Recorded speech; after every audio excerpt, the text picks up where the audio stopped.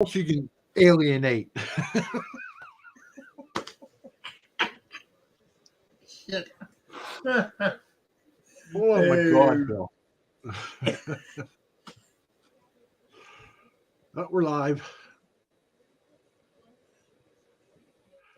Yep, we're over. I better get over it. Oops. Oh well. Mr. Diggs. Hey, Swifty.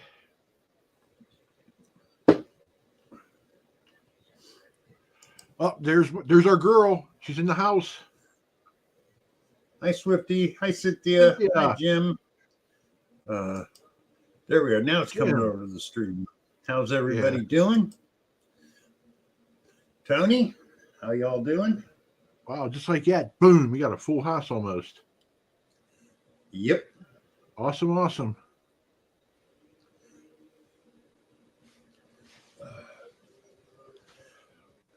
Mr. Diggs. Oh, man. How's everybody doing tonight?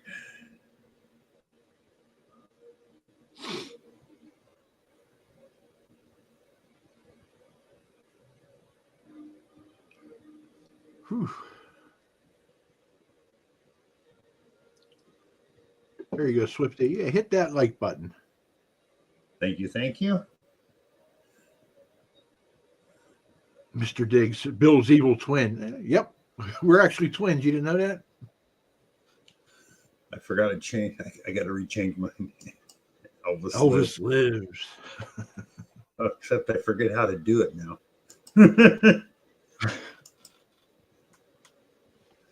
There we go. A little more light on the subject. There we go. Oh, PA Patriot. Patriot. Crazy about a Mercury. It's the park rat, Bill. Hi, Diana. Pat, how you doing? It's Danny boy. Danny, how you doing? Yep.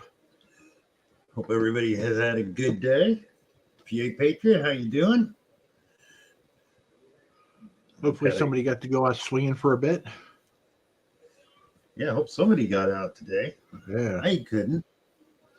Same here, man. It's been a while. Yeah, I hate that. Rivendell Coins, hello. How you doing?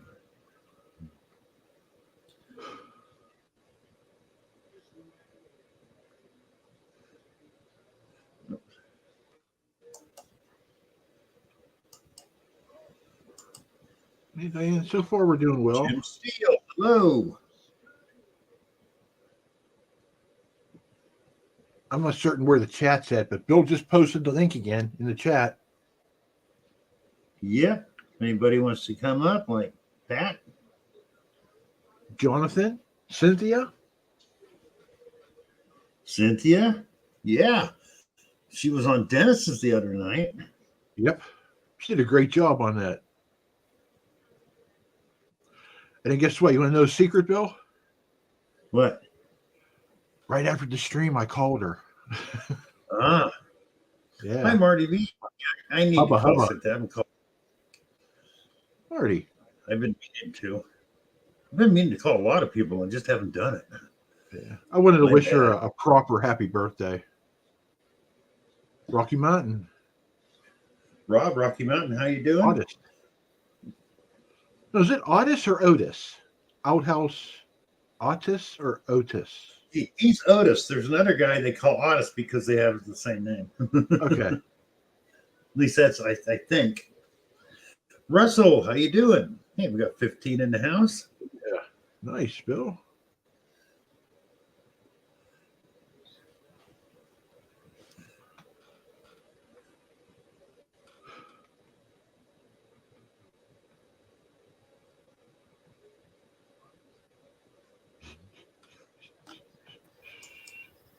Oh, there he is.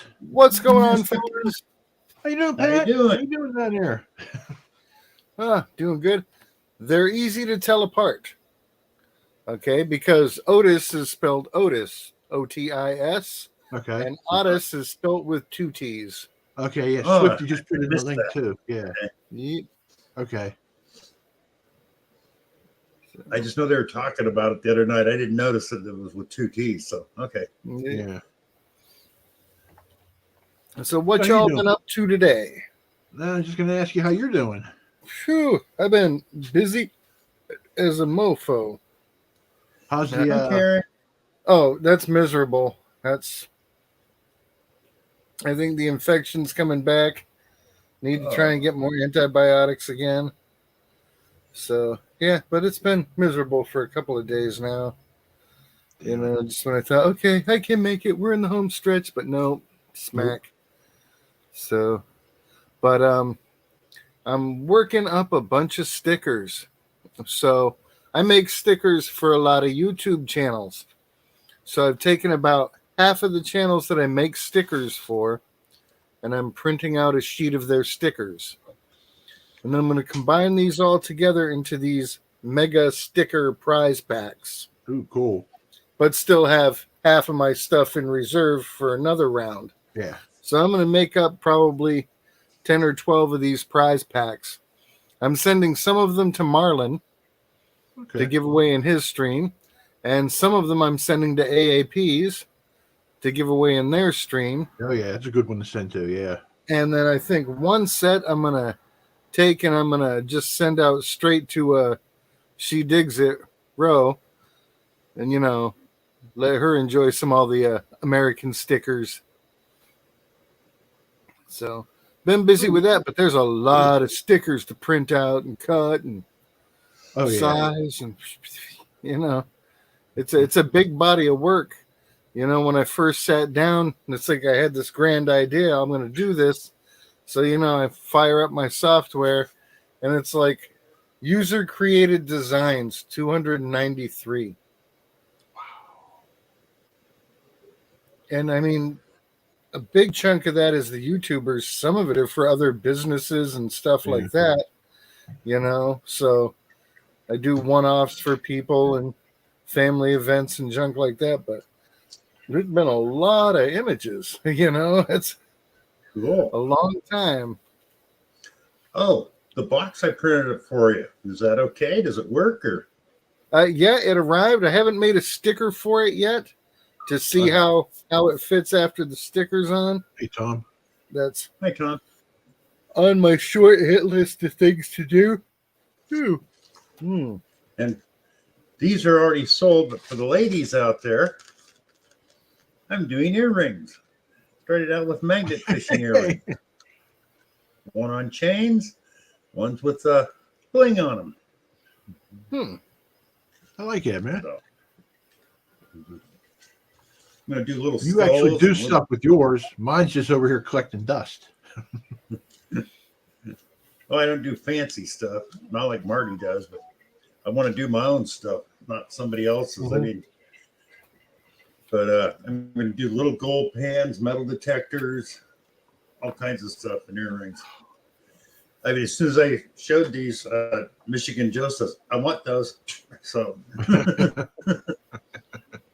You got to have those projects, things to keep you busy.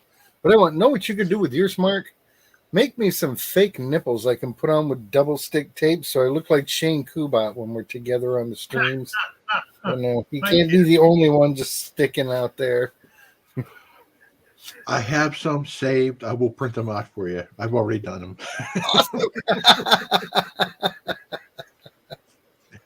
them. Hey, Hillbilly, Swifty, Deej. Otis, Deej, what's going on? Jim Steele. Deej. Yeah, sorry I missed your stream. I was working. hello.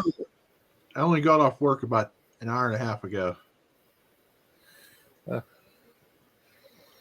I caught part of the stream. It was going good. Then the mouth pain started kicking in.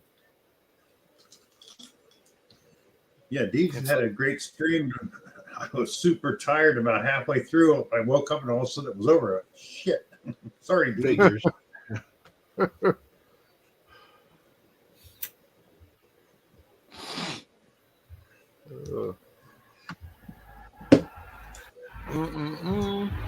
Let's see, we got Joyful Paintbrush, Miss Karen here. good to see you here, sweetheart. Hillbilly Scavenger. Or Scavenger. You know. Oh, we it's went- Scavenger. Yep. Scavenger. I didn't see that. We just went from Oh, you got 20 your to glasses on. That's okay. See, you were just putting the emphasis on the wrong syllable. That's all. Yes, it's the wrong syllable. Hey, Mark, the Asylum. Mark Miller. How you doing? Thanks for being here. NorCal, thanks for being here. All you wonderful people, thank you for being here. Mark, Pat, thanks for coming up. Yeah, it looks like we might have a flash raid going on. Did you catch that, Pat? Bill said, thank all you wonderful people for showing up, and Mark and Pat for coming up. we were You know. we weren't I part can- of that wonderful people group there. Oh, no. Oh, See, you were. we fall in that astounding range. Wonderful is kind of a bit beneath us, you know. Oh, where are my hip waders? Sometimes I get out of the shower and think I'm absolutely breathtaking. Can't help it. I'm gorgeous. Oh. Busch Gardens was a blast today. Well, Oh, good, yeah. Karen. I'm glad you enjoyed it. She was hitting all the roller coasters. Swifty still can't because of his neck. So, you know, Yeah. better safe than sorry. Oh, yeah. I never been to Oh, a it's big place okay. like that. Back I home don't up in know. Northern California. You ever heard of Sierra Nevada Brewing Company? Yeah. Yeah, okay. Well, that's what they're out of Chico, California. And you can go up there and take a tour of their plant. And they got a restaurant. Well, you pay $100. You get to sit there all day. You get a motel room and a bus because you can sit there, tour the plant, eat, and drink free beer all day. So they drive you to and from the motel There you go. for Just $100. be How cool. was Let's be cool. Might just be. Oh, hi, JP. Thanks for being here. JP's up in here. Yes, sir. Okay, Otis. I was getting ready to say, yeah, it's flash in your Otis, pan. oh, brain fart. I know who that is. Yeah. Hey, JP. Mr. Metal Detectorist. Mr. Metal Detectorist. Whoa. Hey, See if you Frank. started that.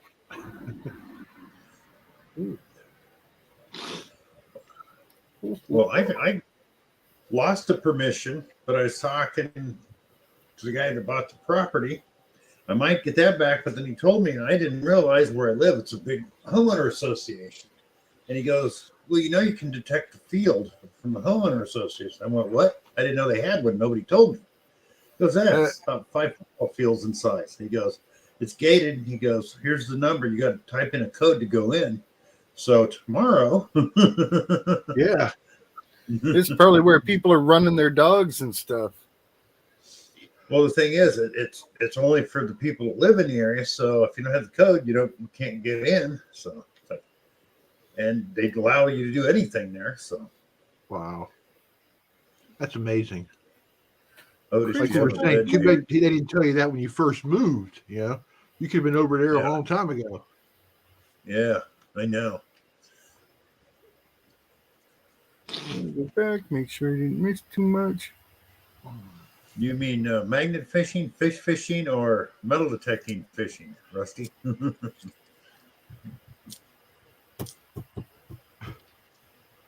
Charts, wrong channel. That's a good one, Otis. I like it. Oops.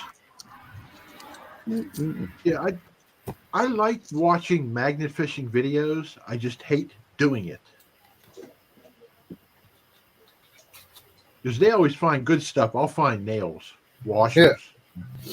Yeah, I can do that with a detector. Yeah. Now I have to get my hands off slimy and Yeah. That's all I'd ever find is junk with a magnet. Yep. make my car smell extra bad.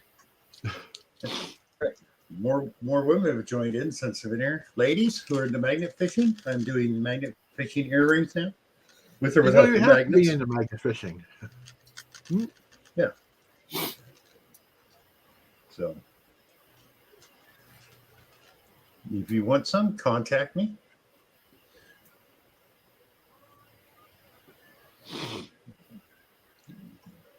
Yes, Bill's phone number is BR549.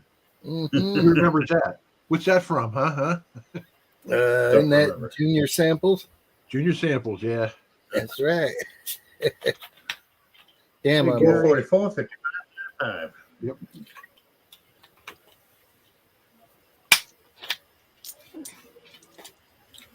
What was the number in that song? 567. 8675309. Yeah, there you go.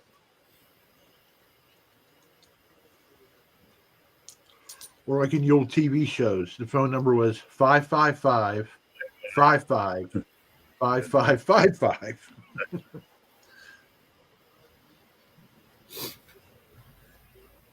Oh, Dee's got 3 videos done with the Fisher 44. Nice. Hi, Gary Gervine, Hometown History Hunter. 23 in the house. Thank you all for being here. Way to go, Bill. Oh, yeah. Loved Hee Haw. That was a great show. Oh, Yeah. I like Grandpa. He was a hoot. I always liked where were you tonight? And then they Yep. look at each other and go, Where are you at? Why have you left me here all alone? I searched the world over and thought I found true love. You met another. You was gone. yeah.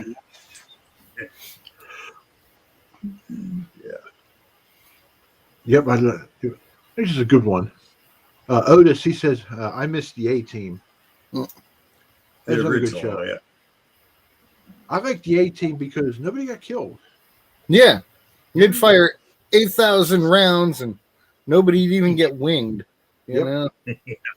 And always, every week, they'd turn somebody's little Yugo or something into a tank. Yep. You know?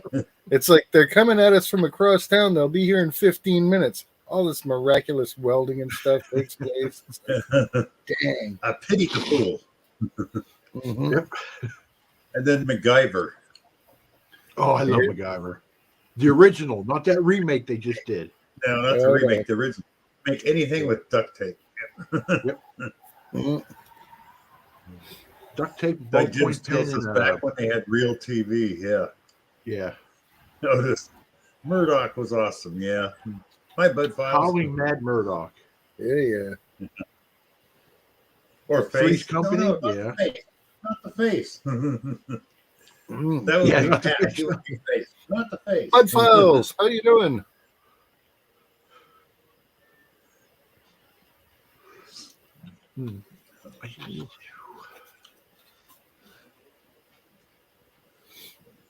Yeah, it's Gorilla Tape now. You don't hear duct tape anymore.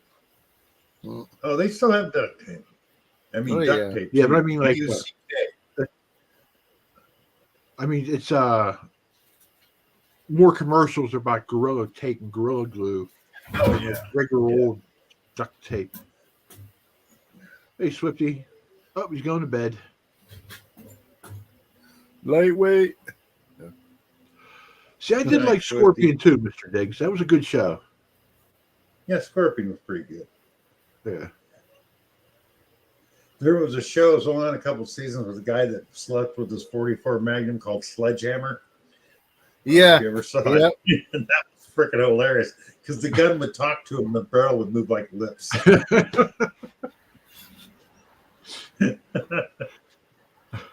I think that was on the same time as in the same, not time slot, but same time that Stacy Keach was playing Mike Hammer. Oh yeah, Yeah, that I remember. Mike Hammer. You had Mike Hammer one day of the week and Sledgehammer the next day. Yep. Also, at the same time, if I remember right, was the guy that was digital screen. Max Headroom. Max Headroom. Yeah. They're all around the same time. How about the Rockford Files? Loved Rockford Files with James Yeah. Garner. Yeah, What about Misfits of Science? that You know was a what? good one. That was funny. I like that. Yeah. Mm-hmm. That was a good And one. some of the old hokey shows like Square Pegs, that was just funny when you look back at it. And that one guy who ended up being in the Star Trek movies later on, he was like totally different head, totally. It's, Hi, John. You ever watch the Red Green Show out of Canada? no. Oh, it's on YouTube. You need to watch this stuff. It's about a bunch of guys at the Possum Lodge. They're all lodge brothers. They're all idiots. And it's like, they go, if your wife can't find you handsome, she ought at least be able to find you handy. So the guy needs a forklift. So he takes an extension ladder, some rope and pulleys, and mounts it in front of his Pontiac sedan and makes a forklift. Shit like that all the time, It was hilarious. Hey, Team Lynch. Hey, Kathy. Tim and Kathy, hello. Thanks for being here. They've been having some great videos. Mm-hmm. Oh, cooking. Yeah, Marty Visceral watches Red Green. They are still around too. Gary, podcast. I like Green Acres. I got a ton of videos saved up. I just can't get the time to edit them and get them together. Oh God, I'm too lazy to edit. I just film and throw it on. That'd be good busy work when you're in the fallout shelter. There we go. Yeah, I was thinking about that. Yep. I'll still have my computer on. I got all them damn batteries behind me. Yep. Old TV show SWAT. What isn't that old of a TV show, Mr. Metal Detector? Unless you're talking about the one back in the 60s. And you're probably not talking about that one. I'm Zach. Do you remember the Mod Squad? Yeah. Oh yeah, the original, not the remake. Yep. Yeah. Yep. I'm only talking about the originals. Remakes suck. Let's see. The Man from U.N.C.L.E. Get Smart. Who else was there? There's a bunch. I Spy. I Spy. Robert Culp and Bill Cosby. Yeah. Yep. When I was a kid, I had an I Spy pistol.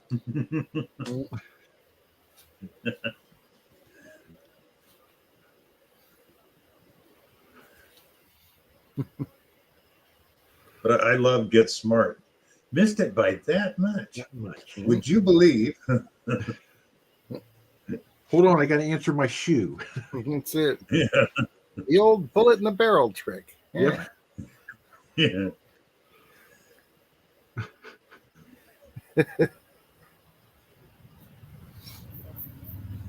It's your other shoe that's ringing. It's got me. And then Be cool. The Wow, weekend, these guys are all clear. On the weekend, you could hear that guy's same voice as Tennessee Tuxedo. Tuxedo, yeah. Don Adams, yep. And don't forget Inspector Gadget. He was his voice too. Who was the walrus there? Gee, Tennessee. Hey, Tony. Chumley? Yeah, Chumley. That's it.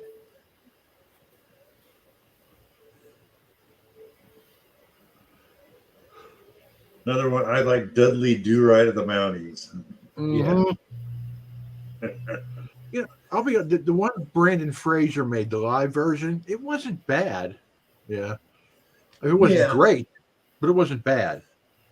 Hey, John, His George of the Jungle was pretty good. Oh yeah, he wouldn't do the second one because they wouldn't pay him enough. Yeah, that one stunk.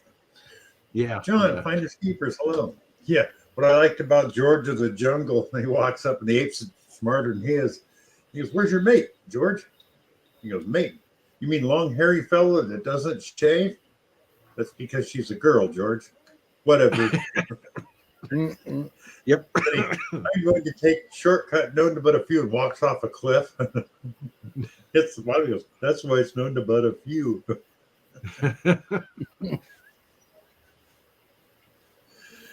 See how much that's I think the Simpsons only got a few more years, Otis, and they're going to go bye-bye.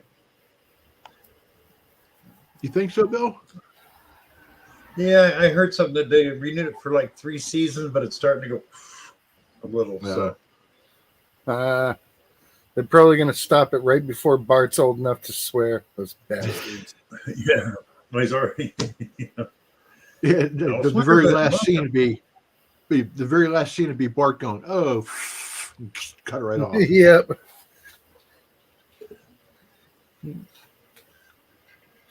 Alice Wonderland, how you doing? Backbreaking metal detecting. Welcome. I know I missed you earlier. Sorry. You got a good crowd in here, Bill. Yeah, I got 29 people. Wow. That's freaking awesome. Very awesome. Awesome people tonight. That's a good time to tell these people that tomorrow night at 7, we do the Zoom party. If you'd like to stop in, the number is pretty easy to remember to get in there, and it's listed in most of my videos. Or you can reach out to someone else in the community who's been there, but we get together at 7. We hang out as long as we want. We're not on YouTube. We're not on Facebook, so we're not under anybody's rules. Relax and be yourself. We don't talk politics. Come on out and enjoy yourself. Meet some of these people face to face because everybody's on screen. There is no side chat to try and keep up with, and it's a really good time. Let me see if I can go ahead and I will put in the Zoom ID number. And that is also the 275263884 Zoom. Yep, and that's also the number that you'll use for a password. And come on in, say hi, make some friends, have some laughs, drink a beer, cut a fart, whatever you feel like. Nobody's watching. It's just us in the room. Yep. Yeah, clothing optional. I enjoyed it. But that'll be a super fun time. I love Futurama. I prefer Futurama over Simpsons. So. Yeah, keep digging. Been doing the Zoom party since the pandemic started. And yeah, it's actually 4, wasn't it? No, it's just like right at the beginning of it because people needed something to do. Yeah. You know? Yeah. Everybody's going crazy. So I started the Zoom party and just wanted to keep it off of YouTube and off of Facebook so people could relax and be themselves. And, you know, sometimes there'll be 2 or 3 of us in there. Sometimes there'll be 20. And people come and go throughout the night. And it's just fun and relaxing and a great way to get to know everybody. You can smoke, drink, smoke pot. Don't have to pee in a cup. No, it's not just for the guys. Guys and girls are welcome. Do be aware, though. Again, this is just hanging out in Park Rat's garage. People might say dirty words, you know, and that's just the way it is. People are hanging out, trying to relax. Yes, it is, Diana. You can come in. And you mean like Leela, keep an eye out. She's only got one.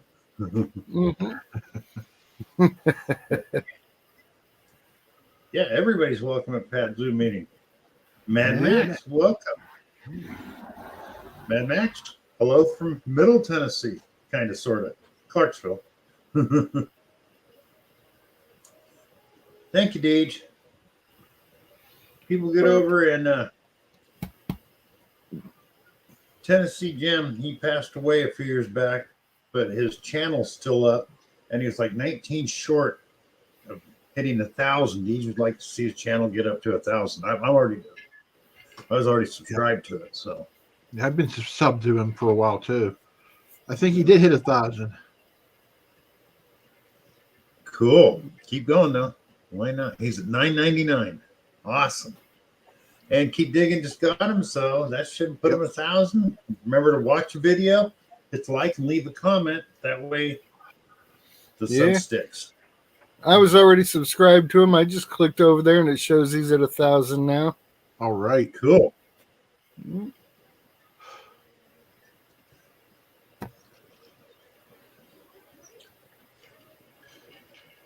The link is in there. If you scroll up top, you'll see where Deej posted it, I believe. Yep, she did. Mhm. Scroll up to 8:27 p.m. and you'll find it. 8:27 p.m. PM. p.m. I'm just a little over 200 away from hitting 1,000. So Yeah, I'm surprised, Bill, you're not there yet. That boggles me. it goes up and down. Oh, Mad Max has an Xterra Pro. Excellent. I got one and I love it. Pat uses one. He's still on the fence, but he likes it. All right, well, got to get a few more swings under my belt. Yeah. That'll be good. Taking it on my little road trip here. Middle of next week, we're going to leave and do some camping with friends for 4 or 5 days before I do the dentist thing. Yeah, you want to Or make you sure can you do have it after because you'll be hyped up on pain pills, so it might even be more fun. Yeah, but even with the pain pills, you don't want to bend over and That's true. you know that messes up your blood pressure and long-handled shovel. Yeah. Well, you ever watch Ferguson over there in California when he hits the beach? Or when he would just take a regular shovel. Never bends down. Got a bad back, so he doesn't do it.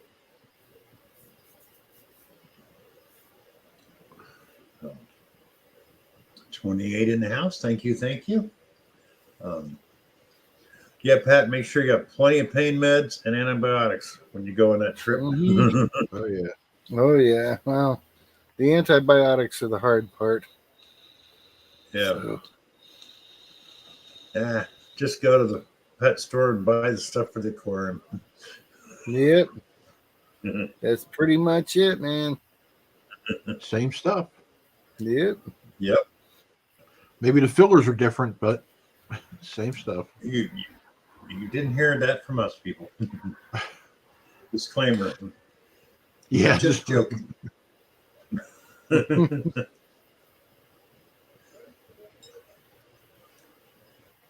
I'll be right back, Bill. And Otis would like you to drop the link, Bill. I'm dropping it right now. Bill, don't talk about me when I'm gone now, okay? Yeah. Only when you're in the background.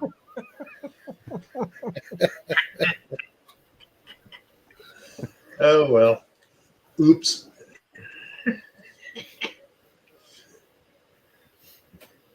What are we going to say about Mark? We're going to start making jokes about that big chin is like some Jay Leno wannabe. I don't know. I thought he was trying to be a Kardashian, but you know. I've seen him twerk. He could get away with it. I mean, with the right makeup, he could probably pull it off. Think you could rock a bikini? Well, that depends on how liquored up I am. I'll say yes. What the hell did I walk in on? Hey, Otis, I put it there. Come on up. Don't be Yeah, scared. Otis, I got to I go make the pause that refreshes here pretty quick. There he is. Crap house Otis. Yep. Hi, Otis. Now I'll be right back. Alrighty. How's everybody doing tonight? Pretty good. How about you? You flushed out any good finds over the weekend? No, I haven't been out too much with the mouth pain, and I'm catching up on things around the house, but I'm all medicated tonight, so I feel pretty good. Yeah. Yeah, medicated's a good thing. Oh, for sure. I got to make the rounds tomorrow and drop off the holiday stickers for all the dispensaries. I got a couple things I got to do tomorrow, and then I'm going to take the Xterra Pro out for another run. Good deal. Cool. Yeah, I'm about to get medicated here pretty soon myself. There you go. Yeah, I've had a 3 fudge day. Kind of like Pat. I went to a couple doctors and the dentist, and they were like, "Take Tylenol, and here's an antibiotic." I'm like, Yeah. It's like, for real?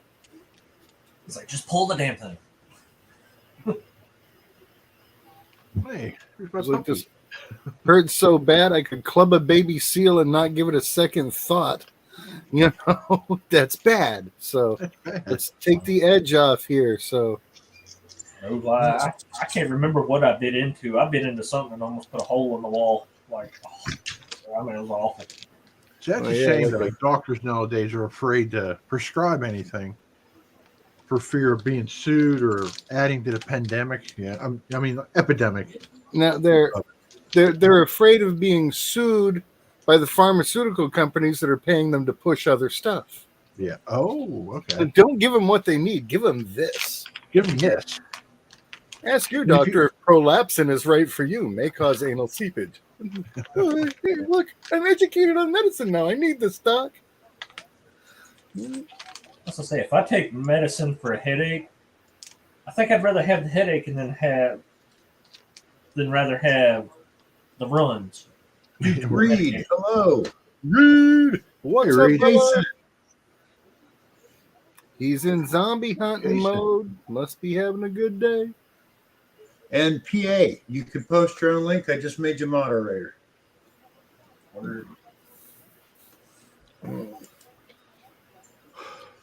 That's right. You're a moderator now. Try not to screw it up. Yeah, John, I appreciate it. Yeah. I mean, you're right. Like the head moderator did earlier, but we won't talk about that. Yeah. Please don't block people. Well, Bill around, you don't have to worry about Jason? blocking people. Welcome. Yeah, that's true. And Reed, brother, good to see you. Been a while. Hope you can get out now. The weather's better back there, I'm sure. I think. What's not fair, Diana? I'm sure. I think. Man, I'm glad the weather's cooling off. I got this heat intolerance thing. Once it Yeah. gets about 80 degrees, I shut down. I'm done. I hear that. It was the same way. Really? Did they ever figure out what causes your heat intolerance? Diana, you're now a moderator. There. Nope. I went to a neurologist, and I think she's on the right track. Apparently, there's a main nerve in your body that controls your blood flow regulation or whatever it is. And if it's overstimulated, it'll cause you to get your blood pressure out of whack. Vagus nerve. Yes, vagal is something. Vagal I nerve, take yeah. medicine for that. Cured it. Good.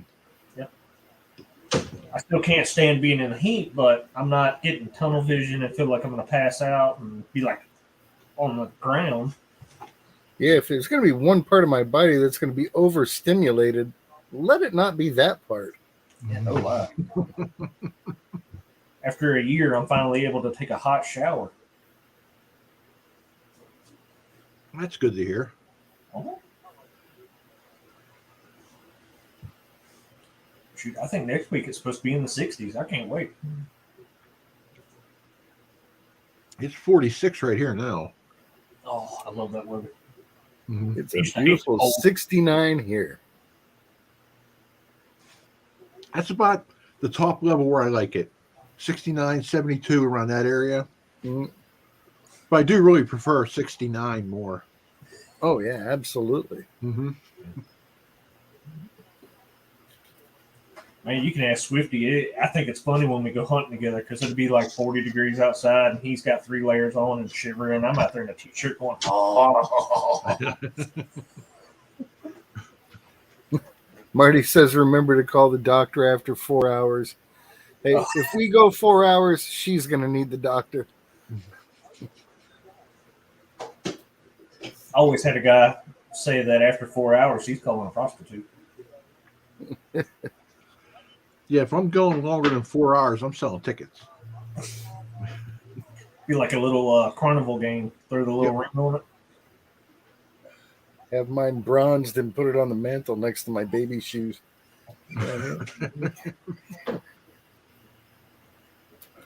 Oh. Yeah, right on a nerve. Just like ding, bing, ching. Yep. I know. Ooh, ouch. Yeah, you don't want to do that. I took a spoonful of pudding earlier, and all the sugar just like hit every freaking hole. It was like, spit that stuff out quick. It's awful. Yeah, you can get all the pudding slime out of your mouth if you rinse out with bourbon. I go to the store and get. Too. I usually go to the store and get cookies. Mm-hmm.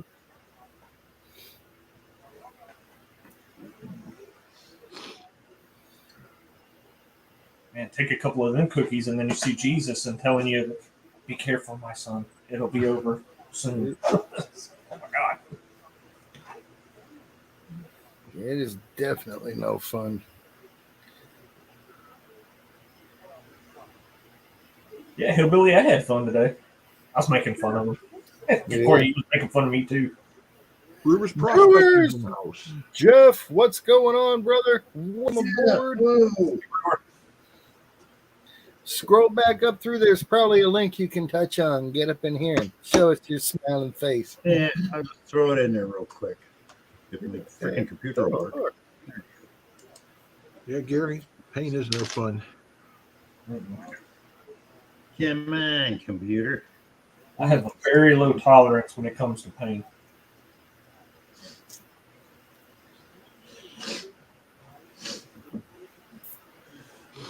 With me, it's people around me have a very low tolerance to my pain. So,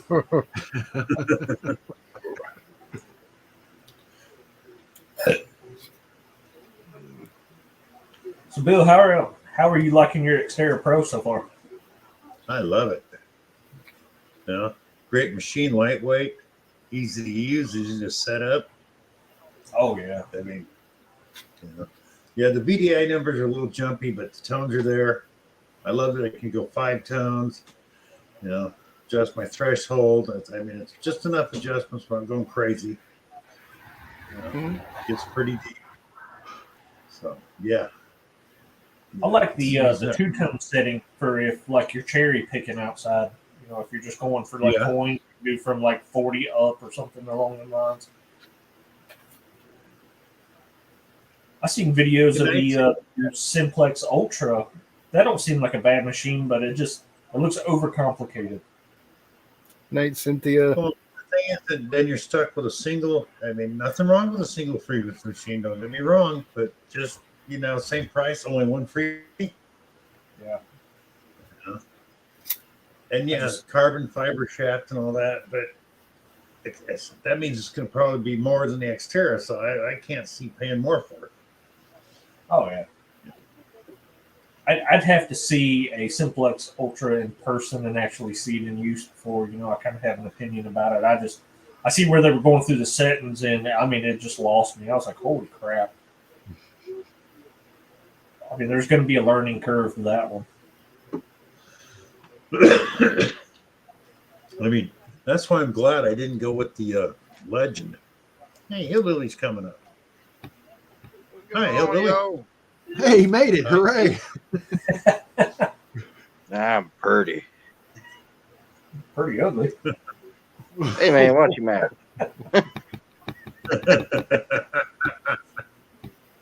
What y'all up to tonight? Nah, just not much. What are you watch you stroke your beard. Yep. Yeah. I'm thinking about shaving it off, tell you the truth. It's too hot for all that. Yeah, every time I sleep on my side, I get caught in my armpit and yanks a few hairs out. That ain't awesome. That's pain. Don't talk to me about pain. Maybe you could wear a hairnet over it when you go to bed. There you go. That's an option. Yeah. Get one of those beekeeper helmets. Oh. I don't think I can sleep in that.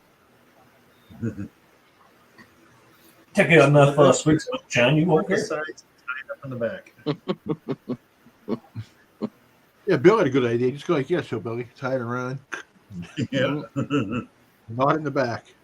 Suffocate yourself at night. course, then somebody you'd forget to untie it, and somebody would walk up behind you, go, "Hey, Rob. Oh, I think we lost him. Rob." He's got crappy service. Rob, how's it going, brother? I got the gooeyes, man. Oh, you got some gooeyes? Yeah. Put on a pot of coffee. I'm going to try to make a diabetic version of gooeyes. I mean, you can pretty much substitute everything in a gooey cake. Yeah, but that'd be like substituting everything on a venison steak. It's not going to be the same. Yeah. It's like, we've replaced this with water buffalo. I'm like, no. Yeah, Rob, I always had my key. Oh no, we lost someone. Who was it? Hillbilly. Hope that's not Oh, the the drug I peed. scavenger. He doesn't have the internet, so he goes off cell service, so it just goes in and out. Yeah. I don't know what it is about the cell service around here, but it seems like since everything switched over to 5G, everything's went to crap. Huh. Well, guys, I'm going to jump off real quick. You're gonna jump off, Mark? Yeah, I'm going to take off because I'm getting tired, and I just took some stuff to help me sleep. So I should be kicking it pretty soon. Okay, Yeah, Mark, the, thanks for coming up, brother. Hashtag medication. Yeah. Yes. Yep. Hashtag medication. Oh, you got to do one sideways when you do that. Oh, really? Really? Hashtag. Oh, yeah, hashtag. Yeah. Oh, It's just hashtag. numbers. Okay. Yeah. Got I it. love it. Hashtag They call it medication. They call it hashtag. It's actually the number symbol. Yeah. Or a Yeah. pound sign. Yeah. Yeah. Which was Okay, funny guys. when all those people were carrying around those signs that said "Pound me too." I'll see you later. Take it easy, Mark. Let's see if Hillbilly sees this. Every time I take my hat off, he has this to say. Let's see if he types it. It's Baldilocks. I don't know if he called it or not. What just blinded me? Oh. Dude, I used to have hair past my shoulders and all this other stuff, and now I can't grow any hair right here at all. Yes, Mark. Somebody did say hash.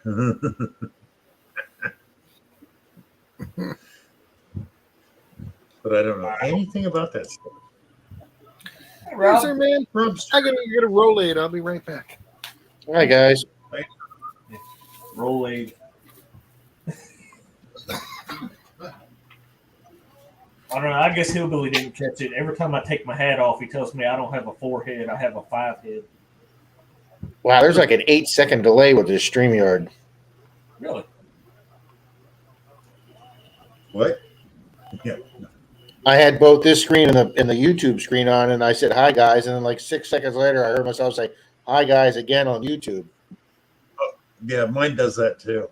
So it's between. I'll tell you something. From this computer to the other one that I monitor the stream on, there's like a 40-second delay. Really? Wow. That's why you need one new computer to catch up to the one that's faster, Rob. Hello, Miss Maria. Hi, Particle Ken. Take care, And what Hillbilly. you do is you Yeah, get you're not one Hillbilly. refurbished ones that are half price and still come with a 1-year warranty. Well, I did go out and get. Denise and I went to Walmart on Saturday and bought the Ethernet cable, so my laptop was plugged in this week for the Sunday stream. It seemed to do better, but not as better as I hoped. Well, yeah. Computers. The cheaper Yeah, and computer both- has and a both my- smaller process. Yeah, both my computers are pretty old. Yeah. They often use low Yeah. powered processors. But the good thing is you can upgrade the part. Both of them used. Would you like to hear a computer joke? No, Oh. but The good thing is you can replace the parts in the old computers. I think I have a 15-year-old computer. I upgraded the RAM, put a new processor in it. Bam! I mean, it's like a whole new computer. I've had that done to the PC one, Otis, and he's pretty much maxed it to what he can max it. It doesn't have any more ports to plug in extra memory or anything or speed. Yeah, but Otis, That one, you go to the this right one here, place. this one here, Otis is still using Microsoft 8, and they just sent me the announcement saying you will no longer get updates on that because it's too old. Oh wow. Otis, Yeah. I went onto eBay, found a place that has factory warranty. I've got an HP that has 16 gigs of RAM, a 6-core processor, Oh wow. 500 gig solid state drive, $200 with a 1-year warranty. I had to Yeah, throw a that's video way card. more than my computer's got. That's cool. I think So- I was only able to go up to a maximum of 8 gigabytes of RAM. I got a 4-core Let me- processor. I upgraded the video card because it didn't have one.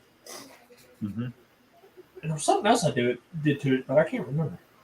Hey, D. Yeah, I put a video card in this one, but the reason on. I stay away from the brand new ones is a $400 brand new computer usually now does not have a slot for a video card. You can only Really? upgrade to like 8 gigs of RAM max. Oh yeah, they've gotten really cheap. The last HP I had, full size tower, right? You know the little desktop computers that are about that big?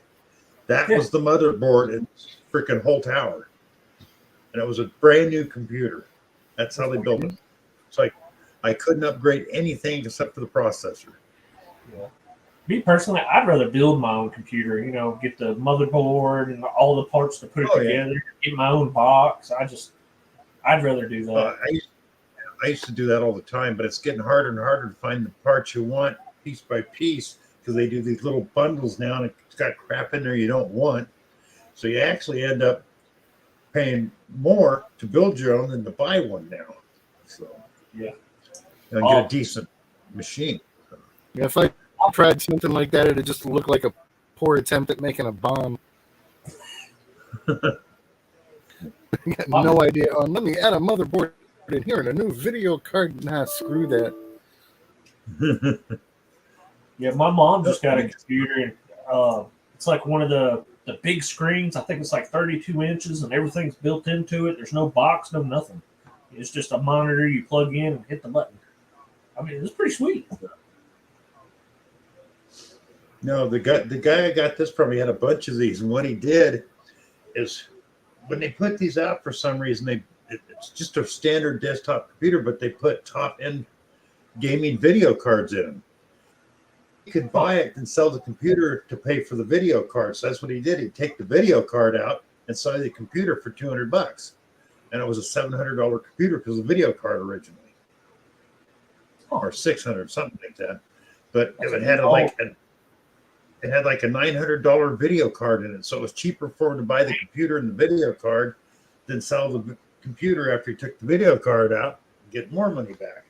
The official Always a currency way to of make a dollar. the United States dollar. Computer stop. Freaking hate that thing. You should remind me of Charlie. GoPro turn on. Yeah. Well, I keep forgetting because when I say the word, we have Alexas all through the house, but I'm on a different circuit, so I don't know why I named it computer, but I did. Oh, speaking of that, I seen a short Charlie just posted. I guess he was hunting with somebody. I can't remember, and they found a V nickel. Yeah. I know. I saw that. He sounds so bummed. So, Rob, He's like, "Oh, a V nickel." Rob, how'd trivia go tonight? Uh-oh. That bad, huh? Rob, you're muted. Rob. There was a team tonight that went perfect with 150 points. They got 15 in all 10 rounds. Oh, damn. We had 100 and we finished with, I think, 121 or 123 points. Yeah, Denise didn't go tonight because she wanted to stay here and keep an eye on her dad with everything going on. So we had 2, 4, 6. We had 7 as a trivia night, and the final question was they named 3 schools, and they want to know if U.S. News and World Report put them in the top 5 business schools in the country. And it was Columbia University, University of Pennsylvania Wharton School of Business, and George Washington University. I knew Wharton was a top business school. So I said yes to that, and then everybody kept saying no to the other two, but nope, I overruled them and put yes for Columbia, and it was no, yes, no. But even if we'd have got it right tonight, we would have finished fifth place. So no harm, no foul. But yeah, we wound up with 0. We crashed and burned. You crashed and burned. That happens. Team One says they're still stuck on DOS. Jim Steele, I did get your email, sir. Thank you. I will looking forward to the package. Oh, I see. Crazy about a Mercury. Charlie did something. Oh, it was Charlie. I thought it was the guy he was with. I thought it was how to pronounce it. Is that Mike? Is that Mike Robertson? Yes, MYK. Is that Mike? Yeah. Team Good Lynch, evening, Mike. Than Hello. going to Windows 123 would be a big step up. Found a 1934/35 Canadian cent. Well, that's cool. Jim Steele got two silver coins in his Coinstar. Miss Diana, thank you. I will. Everybody, thank you for the suggestions about computers. I'm not going to be appreciate everybody, but I'm not going to be doing anything about computers right now until I get me a car, guys. Car's first priority. Yeah, can understand that. I'm going to get me a electric scooter. Thank you, Tim and Kathy. Those 2 rings were back in November. I think that hunt was from November 21st. So I'm still at 5 or 6 rings. Heck, I think even Patty Disharoon said I think she's got 14 rings already this year. I think she does a lot of parks, and parks and tot lots are always a good place to get kids rings. PA Patriot, good evening. Yeah, I found out something to do. I had it says Charlie. Good evening, Junk. It said Charlie found one. He didn't find a V nickel, did he? I know his digging partner did. No. The guy he was with found it. Yeah. But Crazy about a Mercury said that was a question. Yeah, he was asking if Charlie found one. Oh, he went digging with his partner. What's his part? Brad, and of course, they each took one side of the street, and Brad got one on his side. Yeah, but it wouldn't matter. I lost my permission next door, and the guy sold the property, and now I found out I got the new owner's name and phone number, and I was talking with him, and the whole time I lived in this new house in this homeowners association, Rob, just down the street, they got like a field that's 5 foot balls in size with tree-lined edge, and I can go metal detect there anytime I want to. And I just went, what? I said, we don't have curb strips here.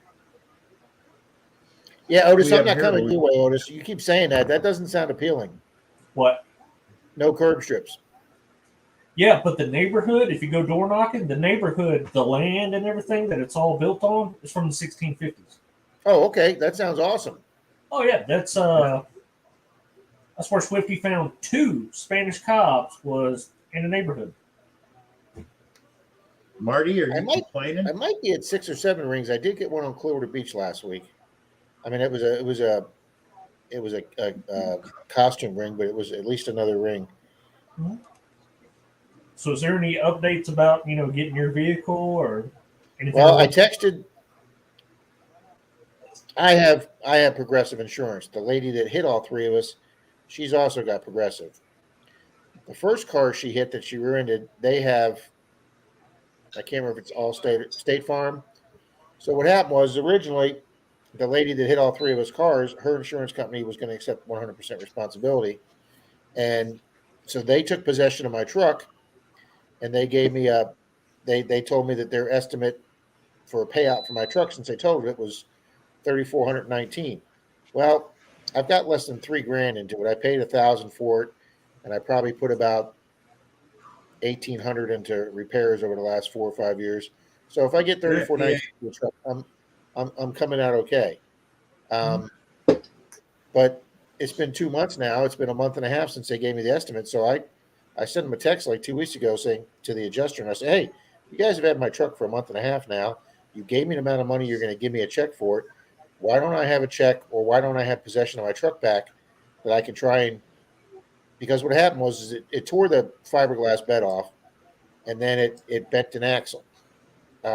So I have a mechanic that's willing to try and fix the axle and then disassemble the bed with me. And if it didn't bend my frame, we could just drop another bed on the truck. But I don't have possession of the truck. So I said, listen, I'm out of a truck and I don't have a check. So you guys need to do something. Either give me my truck back, sell it back to me for $1 or something that I can try and get it fixed, or I need a check. So I got a message from them finally saying that they're chasing down just a few more things, but it shouldn't be much longer. So I've called my attorney and I've let them know that information. But my attorney did say that they have an X amount of days, and I can't remember what he said, but 90 days, I guess, to get this organized, and they're right at the 60 days. So, but all my chiropractic and medical bills and the MRIs have all been paid for by insurance. So I'm not. Well, I was going to say I'm not out any money, but I am out money. I'm out $732 for 2 weeks worth of rental car that are on my credit card right now. Mm-hmm. So yeah, Otis, we're not. I go on Craigslist and I look at cars and I look at them in the owners section, because you can go on all owners or used car places, dealerships, and I click on ownership and I find nice looking cars, and then you call up. And I said, is this your car? And they go, well, no, we're a dealership. I go, well, no, you listed the car under private owner. And then the one guy goes, well, we have an outsource that does that, so we don't not responsible. I go, yes, you are responsible for it. It's your ad.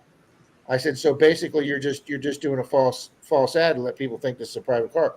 So the second they say it's a dealership, when they put it in a private car owner, I just immediately click off that.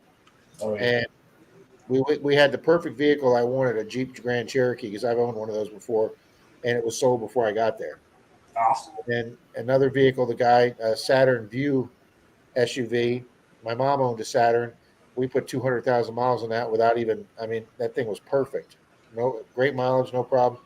Guy said it was like new, mint interior, absolutely nothing wrong. Turned the key, ready to go. Interior was absolutely freaking filthy. Just stains on the seat, cigarette, food all over the car. Carpet was filthy. And then I get there and he says, oh, well, the AC works, but it only blows on cold because the knob is jammed. So yeah, it was cold, but you can't turn the knob. The knob itself is like $60 or $70, but it's inside the dashboard, so you got to take the dashboard apart. So it'd be like a $250 repair. The guy wouldn't give me a $250 credit for it, and it needed tires. So I said, well, you take $250 off for the knob, $400 for the tires. He was asking $4,000. I said, I'll give you 34 cash right now. And he wouldn't take it. And then 3 days later, he goes, I got 3 other people coming over to look at it. I said, okay, good luck with it. And I left. And then he texted me 2 days later and said, would you come up 100 and do 35? All those people that were coming, none of them showed. And you're the only person that's been here. Well, fuckhead, I had $3,400 in my hand and you turned it down. So nice talking to you. Yep. Yeah. See, I don't like people like that. But when he says the ad, immaculate, clean, and I show up and it looks like that, I just turn around and walk away, because I don't know what they're going to say. He might be lying about something else. Yeah. Ooh, the Queen is here. Hello, boys. How's everything going? Hi, Queen Lizzie. I just stopped by to tell everyone a joke. How's your night going? Everything's good. Okay. A pony, a coyote, and an eagle are hanging out in a bar. The pony looks at the coyote and says, I really can't stand that eagle. He's a real asshole. I can't stand hanging out with him. The coyote looks at the pony and says, well, why don't you tell him? The pony says, well, I would, but I'm just a little horse.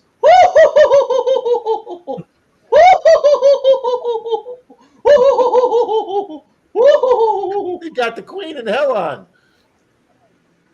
Well, okay, fellas, have a great night. Bye. Great seeing you, Queen.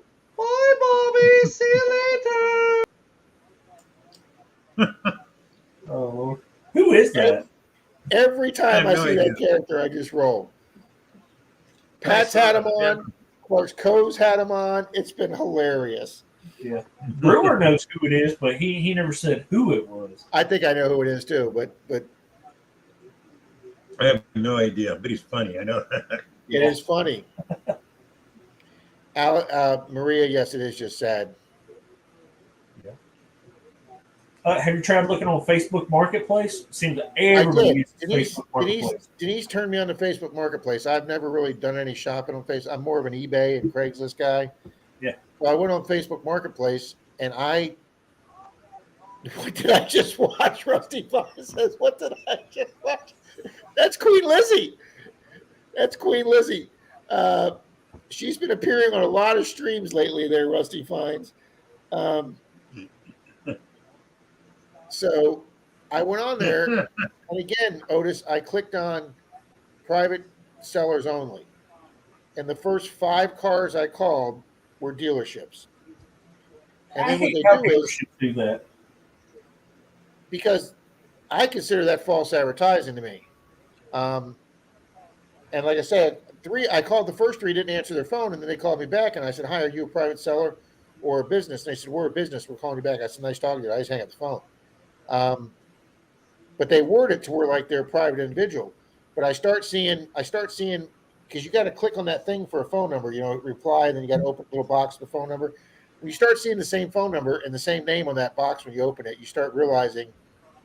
And then they can put for a 2014 car, they put $2,000, and you're thinking, wow, they're just practically giving us away. And then you click on it, and nowhere on there does it say that $2,000 is a down payment. And you can put whatever you want for the price, and then you just tell the people it's a down payment. But nowhere on there does it say down payment, or nowhere does it say the final price. You have to call them and get all that information. And Facebook Marketplace allows them to list the auction like that, or list the item like that. And I just don't like the format. To me, it's a very ambiguous. I don't want to say deceptive. I actually do think it's deceptive, but it's a very ambiguous ad the way they work it. But yeah, I have a list of 10 cars down here. There's one I want to go look at, or I want to call on tomorrow. It's the 2007 Hyundai Santa Fe, one of the small SUVs, and that's exactly what I'm looking for. I'm looking for something that's smaller, but the back seats fold down so I can put all my metal detecting gear in it, with decent gas mileage.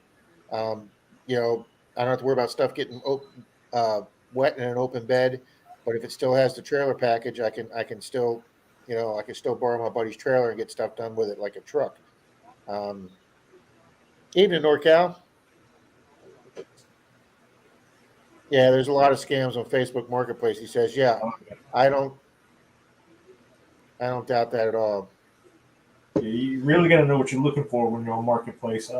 Yeah, Dirk Cloud, if you find a person that you can trust, I've got a really good mechanic that I can trust, and he fixed my Ranger about 1.5 years ago, almost 2 years ago, started running really bad to where it would take me 30, 40, 50 times literally to start it. And then you drive it about 45 minutes, and then it would just die. And the first time I did that, I had to have it towed. And the guy called me up and said, your car got here. And I turned the key and it started sitting here running perfect. And it was this intermittent problem nobody could find. But Clearwater Beach is about a 40, 45-minute drive for me. And it took me 3.5 hours to get there one day. And I had it. My old mechanic retired. So I took it to a guy he recommended. All he was a young guy that was a parts hanger. He had no experience. So he put like $400 or $500 worth of parts on it. It still didn't fix it. So I took it back from him. And then I took it to another guy who had it for 2 weeks. He couldn't get it to not start and run bad.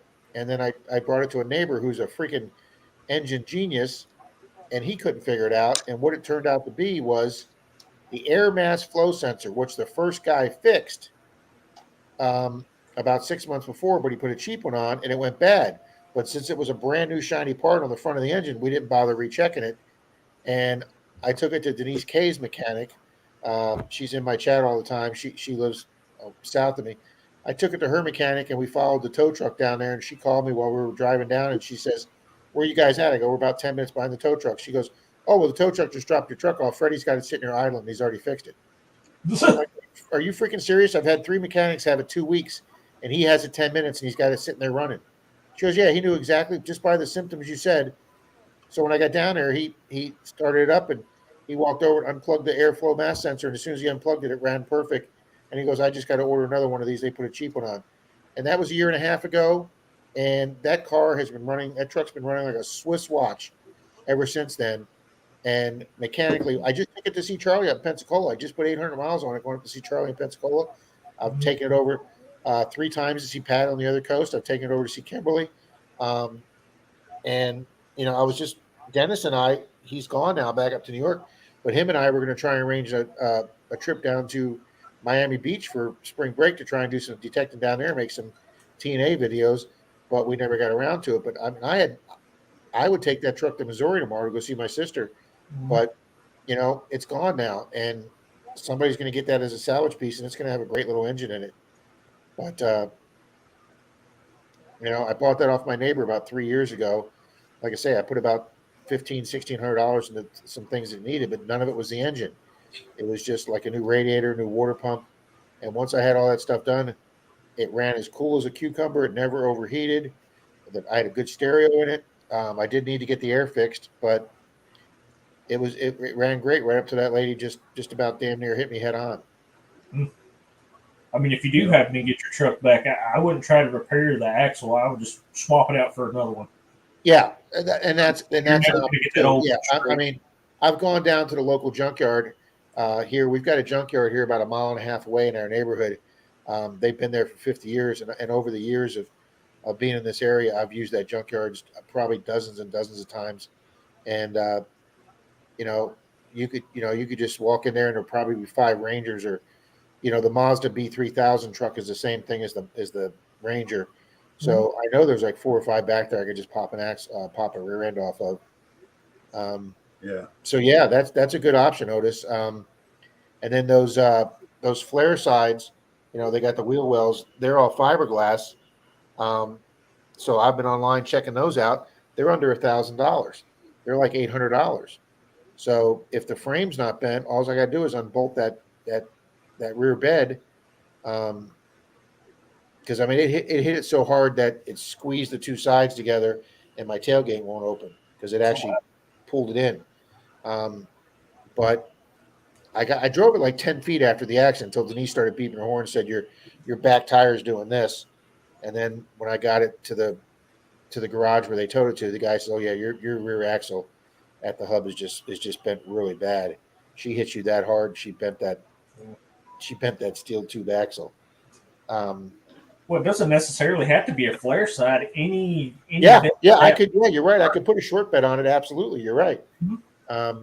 So yeah, if they had one around here, whether it was a flare side or not, I could just get another. And I'll be honest with you, looking on Craigslist, if you type in Ford Ranger, there's probably a half a dozen on there that people want to sell for parts. So yeah, they're out there. The parts are out there, and I mean they're good little trucks. I mean they're hard to kill. Yeah. When I had my 86, I had an 86 Ranger 4x4. It was a long bed 4x4. About 12 years, Otis. 12 years. I was working on the house. I bought the house across the street from Denise, and I was rehabbing it, and I needed a truck.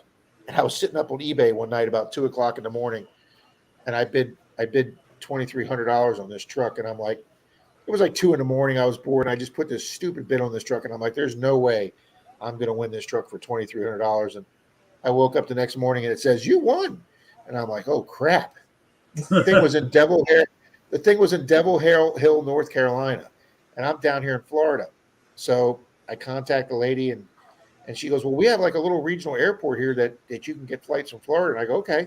So I got like a $120 flight, and she met me at the airport with a little sign with my name. She drove me back to her house, showed me the truck. I signed the papers and started driving back from North Carolina that same afternoon with the truck. And I had it for the next 10 years. I used to sit at track because it was a 4x4 with the V6. That thing would pull houses down. It had a low gear on the 4-wheel drive. It was a 5-speed with a V6. And they just don't make a 4x4 with a V6 5-speed. And I would be sitting at traffic lights and people would come up and knock on my window. Hey, do you want to sell that truck? I can't find one of those anywhere. And the guy next door that put the septic system in this store, he says, do you guys need a septic? I will put a complete septic system in your house if you give me that truck.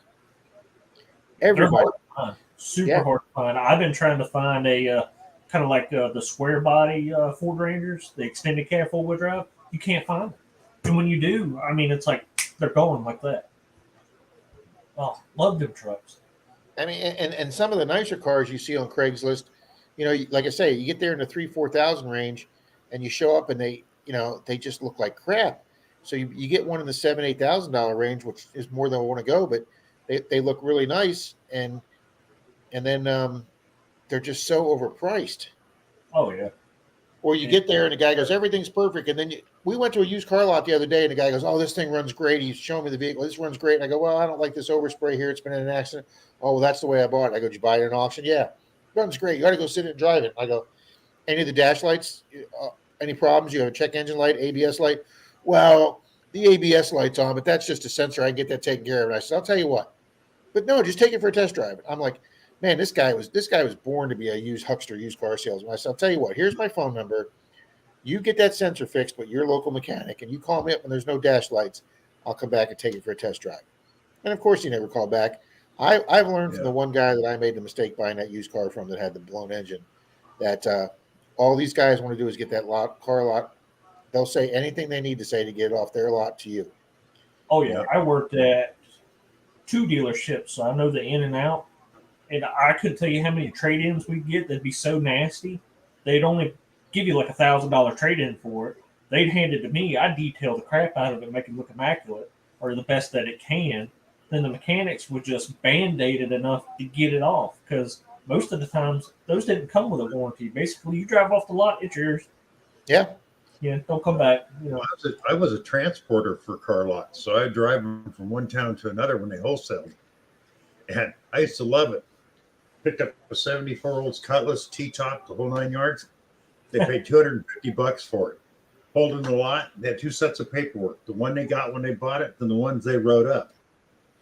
Guy put that $250 car out on the lot for $34.95. The paperwork said he paid $17.95 for it. Oh yeah. I looked at it.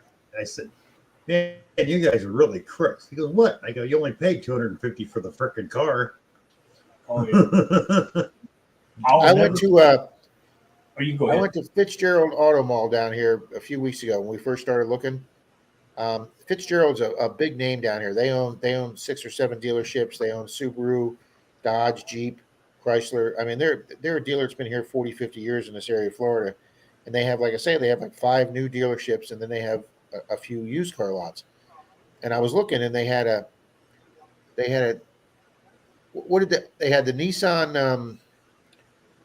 Nissan Xterra, their version of the SUV, with the luggage, the luggage rack on top, kind of their rugged off-road tough vehicles. And the thing was absolutely gorgeous. And it was like a 2008 or 2009. And they don't, a new car dealership generally doesn't keep that old of a car on their used car dealership because they keep like 15s and 16s and 17s. And it was $85.50. And I was like, okay, that's like the high end of my range. But this thing was it was just cherry. So, and then I looked at their 20 pictures they had, and like the 5th picture was like, we even guarantee our used cars with a 30-day, 4,000-mile warranty. And I'm like, this is exactly what I'm looking for. I'm paying a little more, but I'll get a warranty. If something's going to go wrong, it'll probably go wrong in the first 30 days. So I get there, I ask for the salesman, and then this young kid goes, no, he was on that lot. He can't come to our lot. Only we can sell. So this young kid comes out. He brings all the paperwork, and he gets the car. He drives it up to the front door of the dealership. And the first thing I notice on the windshield is there's the big green sticker that says handyman special or mechanic special. And I go, whoa, whoa, whoa, whoa. That's not on the 30 pictures on your ad. He goes inside. He pulls up their ad on the computer. He goes, yeah, you're right. That sign's not on there. I says, so what needs to be done? He goes, oh, we just need to rotate the tires, but we didn't do that. We're not putting the money into that. I go, no. Don't tell me that a $40 repair job that your service department would charge you, because it said right on the paperwork, 0.4 hours. So even at $50 an hour, that's like $38. Okay, at $100 an hour, that's only like $60. I said, don't tell me you're not warranting a car for $60. Oh yeah. The guy goes, well, we're just selling this one as is. I go, that's not what your ad says. and I'm not buying it. He goes, well, look at all the money we put in this, and he's got all this paperwork showing they put all this stuff in there. And I go, no, don't tell me you put $1,600 in this to make it good enough to put on your lot, but you're not guaranteed over $60. That makes no sense to me. You're supposed to be a very reputable dealership. So I said, you give me the warranty. And he comes back out and he goes, no, my boss won't do it. And nice talking to you. This is a bait and switch to get somebody in here. And we were literally in a seat of a car, and the salesman came running back out, and knocked on the door, and he goes, well, my boss has agreed now to give you the warranty. He says, but you have to pay for the tire rotation. I go, no, nope. If you could put $1,600 into it, you can put another $60 into it and give me the warranty with the tires rotated. And he went back and he goes, nope, the boss won't put another $60 into it. Have a nice day. And I called my sister, who was an executive at a Toyota dealership, and she's like, Rob, that whole thing sounds fishy. Just walk away from that deal. Oh, yeah. So, and it really surprised me because they are extremely well known and well respected dealership, but just having a hard time. Yeah, see, Rod, if the Dodge dealer was willing to do that for you, that's awesome. Marty says his wife's got a 2011 Chevy Cruze with 250,000. Hey, the Ranger had 199,600 miles when I got hit, and I'd have driven that till the wheels fell off. Rob, my brother has a 2001 extended cab Ford Ranger 4-wheel drive step side that he bought when he was 4 years old, I believe. I think it was 2005. And my brother's terrible with cars. He forgets to get the oil changed. In other words, when it breaks down, he gets it fixed. That car is still going with 200,000 miles on it. I mean, yeah, he's had to have stuff done because he neglected to maintain it. But he gets the maintenance done, gets repair done, and it's right back on the road and running great. So, I mean, they're hard to kill. Yeah, the Rangers are hard. They're just hard to find. Hard to find and hard to hard to kill. I mean, I told my brother, because he's getting to where he can hardly walk and probably end up quitting driving. So they go, well, if you can't drive anymore, I'll take the Ranger because it's a good little truck. To be honest, I'm thinking about selling my truck. I've got a 2012 Chevy Silverado Z71. Horrible gas mileage. It's supposed to have that thing where it like cuts off 2 cylinders where it turns into a 4-cylinder, so it improves gas mileage. I get 12 miles to the gallon. Now tell me how my dad has a not Dodge Ram. They got rid of the Dodge, but it's a Ram 1500 with the Hemi, 24 miles to the gallon. Miles to the gallon, yeah. Ford and Dodge. I only got 20 to 22 with the 4-cylinder Ranger. And I'll tell you something, that engine, that V8 that I think it was GM that had that was supposed to go down to a 4-cylinder when you didn't need the power. That's what I got. That never, do you have one? Yeah. It never caught on. Nobody else ever developed one of them. I've heard multiple people saying that eventually, where it switches on, switches off, eventually that's going to mess up and ruin your engine. And they make this little thing. Yeah. It's like a little chip you can plug up underneath your dash where you plug up like the little monitor to check. Yeah, for the diagnostic. And it eliminates that. It just stays V8 all the time. That's like when they came out with the Colorado originally, 4 or 5 cylinder inline aluminum engines. Oh, I love that. We had one. I love that truck. Yeah, but that's funny. I had a Buick back from the 60s, had an all aluminum V8 in it. You had to run pure antifreeze in it. Otherwise, it would overheat and crack the block. Oh, wow. That's weird. Yeah, but I'm just blown away with the gas mileage with that Ram pickup. It's just a big, full-size, 4-door, 4-wheel drive Ram pickup truck, 24 miles to the gallon. And I tell you what, that thing's got some power. Did either one of your guys' gas go up today? What's gas down there in Florida? Well, yesterday it was $3.59. I went out today; it's $3.79. It went up 20 cents overnight here. Same here. I think last time I went to go get gas, it was $3.49, and it just steadily goes up, and then it'll go down a little bit, and then it'll just shoot right back up. I mean, like a month ago here, we were like at $3.27. Yeah. But what I was going to say is, the reason I want my brother's Ranger because I had a Frontier, which is the pickup version of the Xterra. But the problem is, around town, that thing would get 14 miles to the gallon. My brother's Ranger got 20 miles to gallon around town. Same size V6, but the Xterra is a bigger truck, slightly bigger and heavier. Yeah. And that is just, I hated Yeah, that. DNL are saying they got a 2006 Silverado that never drives. It only gets 15 on the highway. Those Yep. big Chevy V8s are gonna. Yeah. Look My at sister has NorCal. one, and she's always on empty. My sister with that big Chevy V8. Oh, NorCal. It's dropped below $5 a gallon in California, huh? Wow, I NorCal usually says leave my truck parked in the driveway. Swifty comes and picks me up because I can give him $10 and we can ride around for 3 days. I tell you, at these prices, what I traded off when I bought my Xterra, I had a freaking Chevy Geo. 50 freaking miles to the gallon. I should have kept that thing. I had should have never got rid of it. The old Nissan pickup trucks, the D21s. I had the extended cab V6, 5-speed 4-wheel drive, and I could put $20 in that and go almost. Oh yeah, your 5 speeds are always going to do way better. I mean, yeah, even my V6, the V6 4x4 Ranger I had with the 5-speed got me better gas mileage than this 4-cylinder automatic does. Oh yeah. The only reason I sold it is because that truck was so expensive to maintain. I had to replace the front seal in the front of that engine, $1,200. It was a $5 part. I had to replace the emergency brake. That was $430, and it had to come from Japan. Oh my god! Well, I'll say this about the Ranger: it's fairly inexpensive to maintain, and most of the stuff, like my timing belt tensioner pulley went out. My neighbor had that fixed for me in maybe an hour and a half. I mean, and the pulley was like $27. I mean, he fixed a bunch of other stuff on it for me, and he was able to get pretty much most of everything pretty reasonable.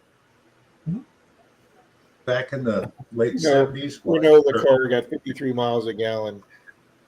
In the mid 70s, I worked for a. I was joking with Bill about getting a Yugo. Yeah. On the other night, I was joking with Bill, but I went and typed in Yugo. There's not even any on there. You can't even find one. Find one now. Now I worked for this guy in the mid 70s in high school part time delivering groceries from his market. He had two 1965 Datsun pickups. Thing was, they didn't import them in that year. He had them shipped over. They had 1200cc motors, or was it the year earlier? 64. They were 64s. 4-speed on the tree. Whew. Things got like 45 miles to the gallon. And I'm driving in a rainstorm one day. Go ahead, Rob. A lot of people probably don't remember, and I'm trying to remember, Bill, was it Toyota or Nissan that was Datsun? Nissan was Datsun. Yeah. Yeah. Datsun. That was their original name was Datsun. That was their Japanese name, and then they tried to make it sound more American. Yeah. But I'm driving down the road and it's raining like hell, and I don't have the windshield wipers on, and there's no rain on the windshield. I get back to the store and I go, "You don't need to use the windshield wipers." I think he goes, "No." He goes, "The angle of the windshield, the rain never hits it." Just blew me away. I tell you something that's better than Rain-X since I was Evening Looter 8.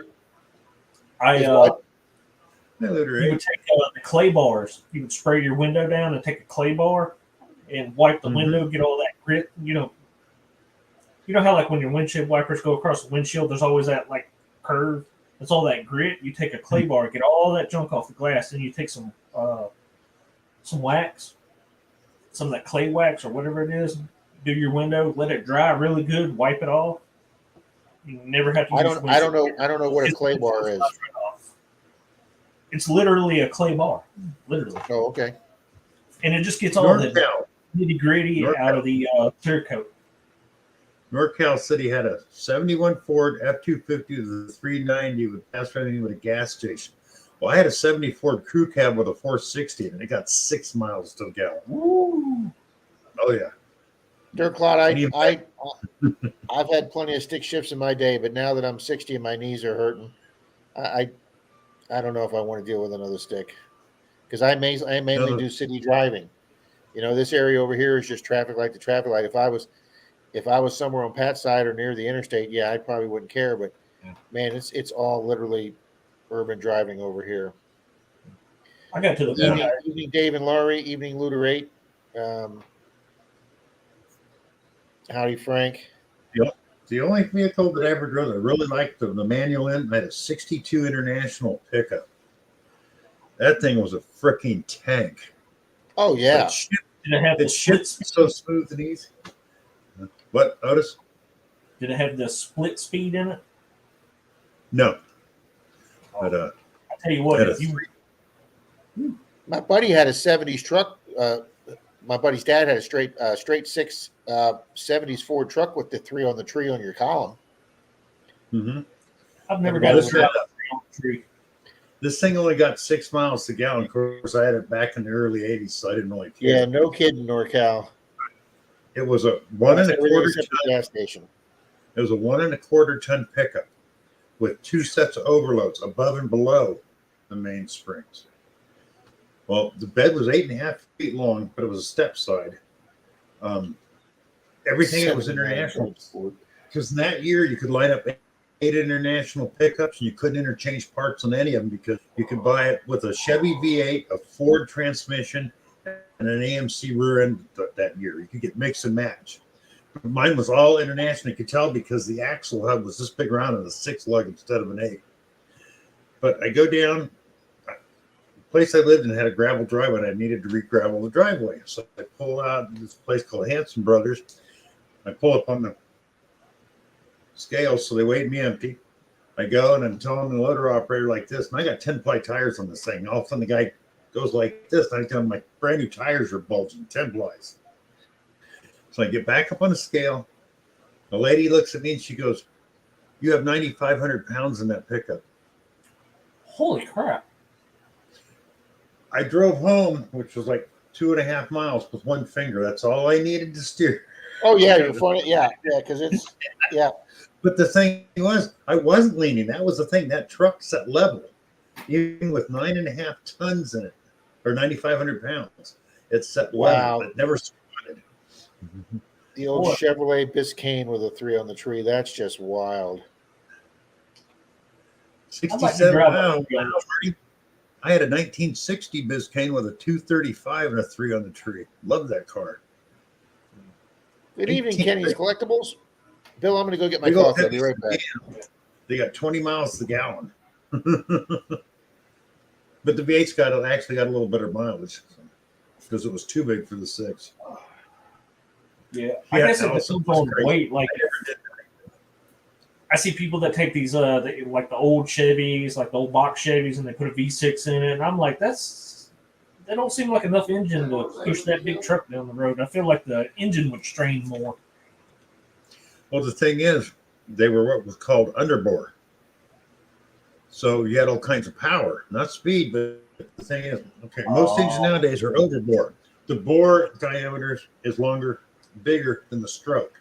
In the old days, you'd have a longer stroke with a smaller bore. Didn't have the speed of the revolutions, but you had the power. Oh, yeah. So you had low end power, some more, basically torque, right? Low to mid end power, yeah. You had all kinds of power. So, because you have a big, heavy flywheel. Now, then the Japanese come along, put these high rev motors with lightweight flywheel. Yeah, you got all kinds of power, but try to tow something behind them, something really heavy. Because I had a 1940, my first vehicle was a 46 Studebaker with a 68 horsepower flathead 6. The truck weighed 2,400 pounds. I had 4,800 pounds in the bed, and I was towing a trailer behind it. Oh, wow. You couldn't do that with a new pickup today. Wouldn't do it. That's like my little Nissan. I had a little 5x10 trailer and put a couple lawnmowers on the back. Man, I'd be in third gear screaming at like 4,000 RPM. And if you hit 4th or 5th or anything like that, you're done. You just slew down. Mm-hmm. Oh, I got to grab some coffee. Wow. Lord, I'm on screen by myself. Oh, you're right back, Otis. No, you're fine. You're fine. Oh, Papa, I'd love to have a 91 Dodge Dakota 4-wheel drive. I've always been a Mopar fan. I'd love to have my old Studebaker back. That thing got 24 miles to the gallon. You want me to lay here or what? I can't promise anything, Rusty. Yeah, right now. Yeah, Alice, some nice old memories in cars. Because right after that, my second car was a '65 Barracuda Formula S. Ooh. That thing hauled ass. It had the 273 small block, which dominated the small block track for 4 years before they came out with the 340 Duster Moon. Those were the days. I just remembered the. Peanut butter. No, I definitely didn't forget that. I just remembered the poll question I was going to ask for this coming weekend. Nice. Think Tim. Wow. Do you think there's too many new detectors being released right now? Oh God. And I think it depends on the way you look at it. It's good for the market because people have variety, but it's almost too much to where it's overwhelming. It is. They're all trying to beat each other and get money. And now the thing is, you got new people coming in, and I'm glad that the metal detecting is growing as a hobby or sport, but it's one of those things. It can get too big. Oh yeah. For like us, we're very familiar with metal detectors, how they work, what to look for, our preferences. So when a new detector, when you have this many coming out, you're like, oh, okay, we know what to look at. But if someone new that came in that didn't know what they were looking for, didn't know the different differences in detectors, I mean that just gets overwhelming. Yeah. I actually watched a video yesterday or today where a guy actually admitted he didn't like the Manicore because it was way too complicated for him, and he's not a high-tech kind of guy, and he sold his new Manicore. I've actually seen one or two people selling a Manicore, but I don't know the reason. I just seen that they were selling them. Yeah, I saw that too. I like that. If it's more complicated, if it's a lot more complicated with the Knox, I had a lot of trouble adjusting the Knox. I almost gave it up until Dalton helped me with it. I almost gave the Knox up. And that's another thing. They keep throwing all these settings into a machine. I feel like the more settings that you have and they keep adding this, I think that's hurting you because if you're not setting the machine up right, there ain't no telling what you're missing in the ground. Now that I've been using the Knox for 3 years, Dalton still helps me with an occasional setting, but it's literally almost a turn on and play and go now. Oh yeah, that's like the Legend. I could take the Legend and boom, boom, boom, and I'm done. But there's so many features to the Legend, and there's like hitting features. You can go to the recovery speed and the hit pinpoint, and that brings up your iron filter. And it can be overwhelming to a new person. We still got some people talking about cars.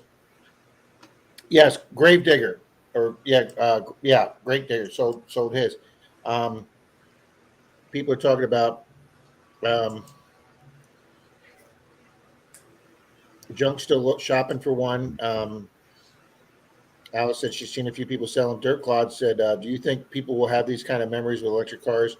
I'm a huge electric car fan. You guys know I'm a huge Tesla fan. I own stock in Tesla. We won't talk about that right now. They already had memories of electric cars before we were born because they had them back in the teens and the 20s. I just think electric cars are going to be so similar to each other. Chrysler's trying to do something different by taking their old Charger Hemis, and because this year or next year is going to be the last gas year, and they're going to try and make it have, when you press on the gas pedal with the electric, they're going to try and give it the V8 rumble. They're putting something in that equates to V8 rumble for the people that still want the old rumble to it. But I don't know how. I was walking back with my coffee, guys. That question popped into my head that I wanted to put on the poll Sunday. Do people think there's too many new detectors coming out right now? Well, you also have the Quest V80 coming out too. The V80 and the V60. It's kind of like your Equinox 800 and the 600 version. Who's that by? Quest. Yeah, I keep hearing about this Quest company. Yeah, that's a new big thing. It's their multi-frequency machine. It's called HyperQ technology. The frequencies go up to like 80 kilohertz, and I think there's a couple videos on YouTube now of testers and stuff, using them out in the field and stuff like that. But, Well, Yeah, Team Lynch there is. says if you wouldn't swing a CTX, you don't want a Manicore. I've seen a CTX. First off, Jeremy did the beach with him. When he handed it to me, I almost dropped it, Bill. I literally almost dropped it. That thing's like 7.5 or 8 pounds. Yeah, When you're using the Knox with the sniper coil, and it's like 2.5 pounds, I almost dropped the thing. And Jeremy was running circles with me with it. But yeah, if it's as complicated with that dual screen and the dual numbers, and because it's a 2D screen now, Night Hunt. yeah.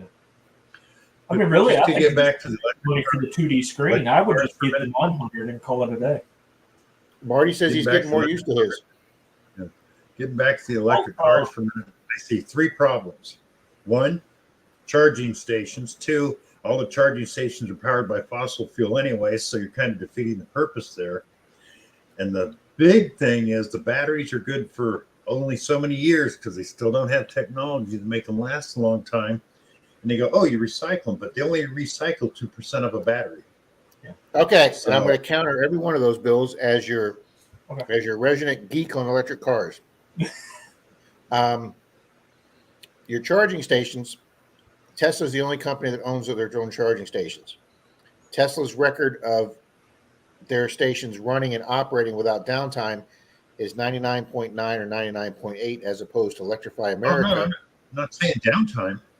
Okay, well, Tesla has 8 times more than all the other independent electric stations. No, that's not what I'm saying. Is that they're still powered by fossil fuel to charge stuff. Most are. The new ones that Teslas are building are having solar roofs over them. So they're trying to make their solar powered. We have a defense contractor here that just set up their own EV charging stations, and they have an employee open parking garage. It's like a carport with an open ceiling. They've taken the entire roof of that and put up solar panels so they can now charge their EV employees' cars with solar power. So they're working on that. Yeah. Up to 90% of your rare earth minerals that are in EV batteries now, up to 90% are now being recycled.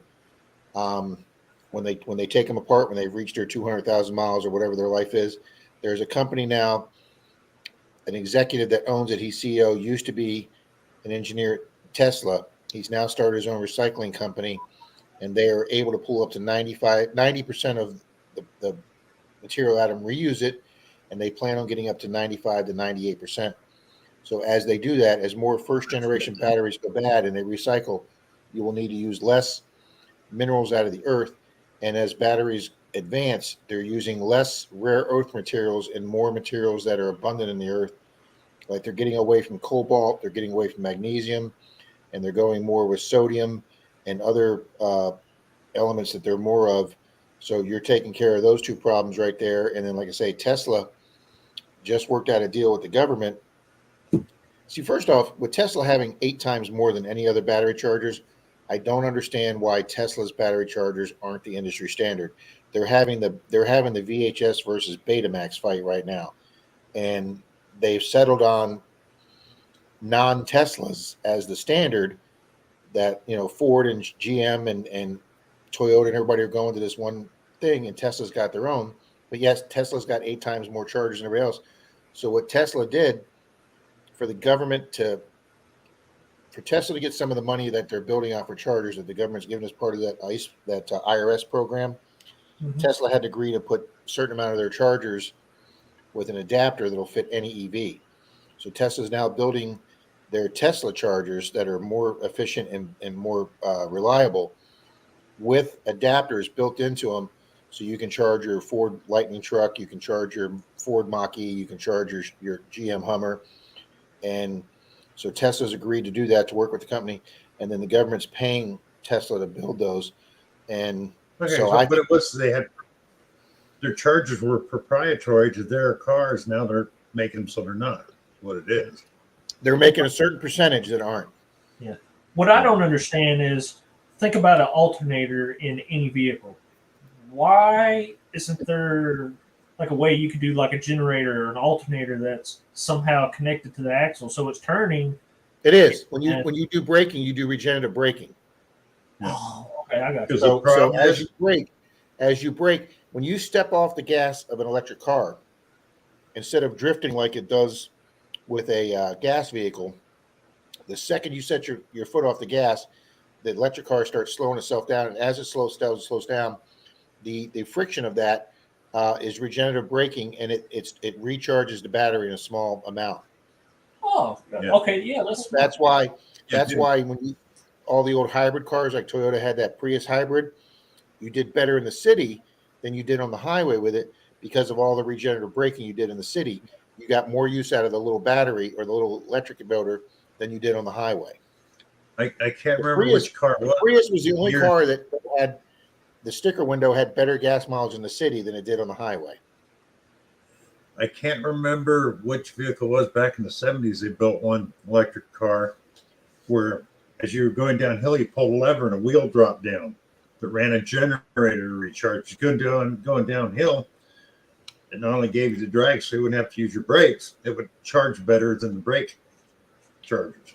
They did have some problems with it though. So That's why a new Tesla semi can go down a grade faster than a diesel truck, because the electric semi that Tesla just came out with has 3 electric engines to it to be able to have the to power to push that 80,000 pounds. So the minute you let off the gas going downhill, not only is the vehicle starting to slow itself down, it's charging itself as it goes down that grade.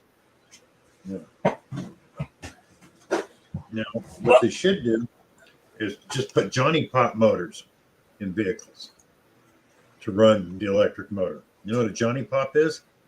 Don't have idea. Okay, back in the early 1900s, used to see them out in farm fields. They got this motor out there with a big flywheel on it. Got a little gas engine. That gas engine fires once about every half hour once you get it going. It gets that heavy flywheel up to speed, then the motor shuts off. The flywheel is so heavy it keeps its RPM up for a half an hour. Then it pops again, brings it back to RPM for another half hour. You change the oil every 3 months, and you add gas about once a month. They call it Johnny Pop. Well, they still make them today. That's cool. If you remember correctly, before gas cars came out in the 1890s, most of your new cars, when they were first introduced, were battery electric cars. Yeah, and steam. But when they started producing gasoline, or when they found oil, like in Pennsylvania and stuff, where they started digging for oil, they were able to convert that so cheaply to gasoline. Yeah, that gas engines became the standard, and we've lived with that now for 120 years. Cars, the first electric cars, the motors were great. It was the batteries that weren't that great at all. And that's like, Bill, did you ever see the video, Bill, or the DVD, Who Killed the Electric Car? Yeah, The one that came out when General Motors came out with an EV. It was called the EV1 back in the late 80s, early 90s, and you could only get them on a 1-year lease, and then people didn't want to give them up because they were so great. It was like the first truly electric vehicle, and GM literally went to people's houses and took their cars back. I think there's one in a museum now, and they crushed all them. Yep. No, it was a great car. Well, there was a guy, I think it was 71 or 72, took a Datsun, pulled the motor out of it, put an electric motor, put a bunch of batteries in the back. Like I said, put the charging wheel that would drop down and some solar panels back then. And like you said, you don't need a clutch. Electric motors sync with the tranny. And he had the force, so I had the 4-speed in it. And he was getting like, I think he only had to charge the car once a week. And he could do 70, 80 miles an hour, no problem. But nobody wanted, that was when gas was still like 13, 16 cents a gallon. So nobody wanted a freaking electric car. So let's take this a step further. I know we're talking about electric cars and then charging the cars. Another concern is updating the power grid to support all these charging stations. Oh yeah, Right, but if you have your home installer, if you hook up your own installer, whether you put it on 220 or 110, and you charge it at night, that's the time the least amount of electric is being used. So the vast majority, now not everybody, but the vast majority of people in the world work a 9 to 5 schedule or even a 3 to 11 schedule. Obviously, the least amount of people work is your midnight shift, 11 to 7. So the vast majority of your cars will be home and parked and be plugged in at night, which is when the least amount of energy is being used. So it's less stress on the grid. But as Tesla becomes more of an energy company and starts building their own power stations, more of those will be done by solar energy. So Tesla's building their own battery and solar plants. So Team Lynch says bring back the streetcar or maybe a Stanley Steamer. The problem with Stanley Steamers, Team Lynch, is they're the most inefficient vehicle in the world, like an old steam train. Every 25 miles, they had to have water and a fuel source ready to throw on. Dirt clod right now, it's mostly from it's mostly from mining, just the same as like iron ore and things are. But like I say, as you get up more batteries that eventually wear out, you'll mine the ores from the batteries instead of the ground. Now I will say this about the Stanley Steamer. To this day, it still holds a record in San Francisco. It's from a dead stop at the bottom of Lombard Street. It hit 85 miles an hour when it hit the top. No gas. Electric car has been able to break that record. Huh.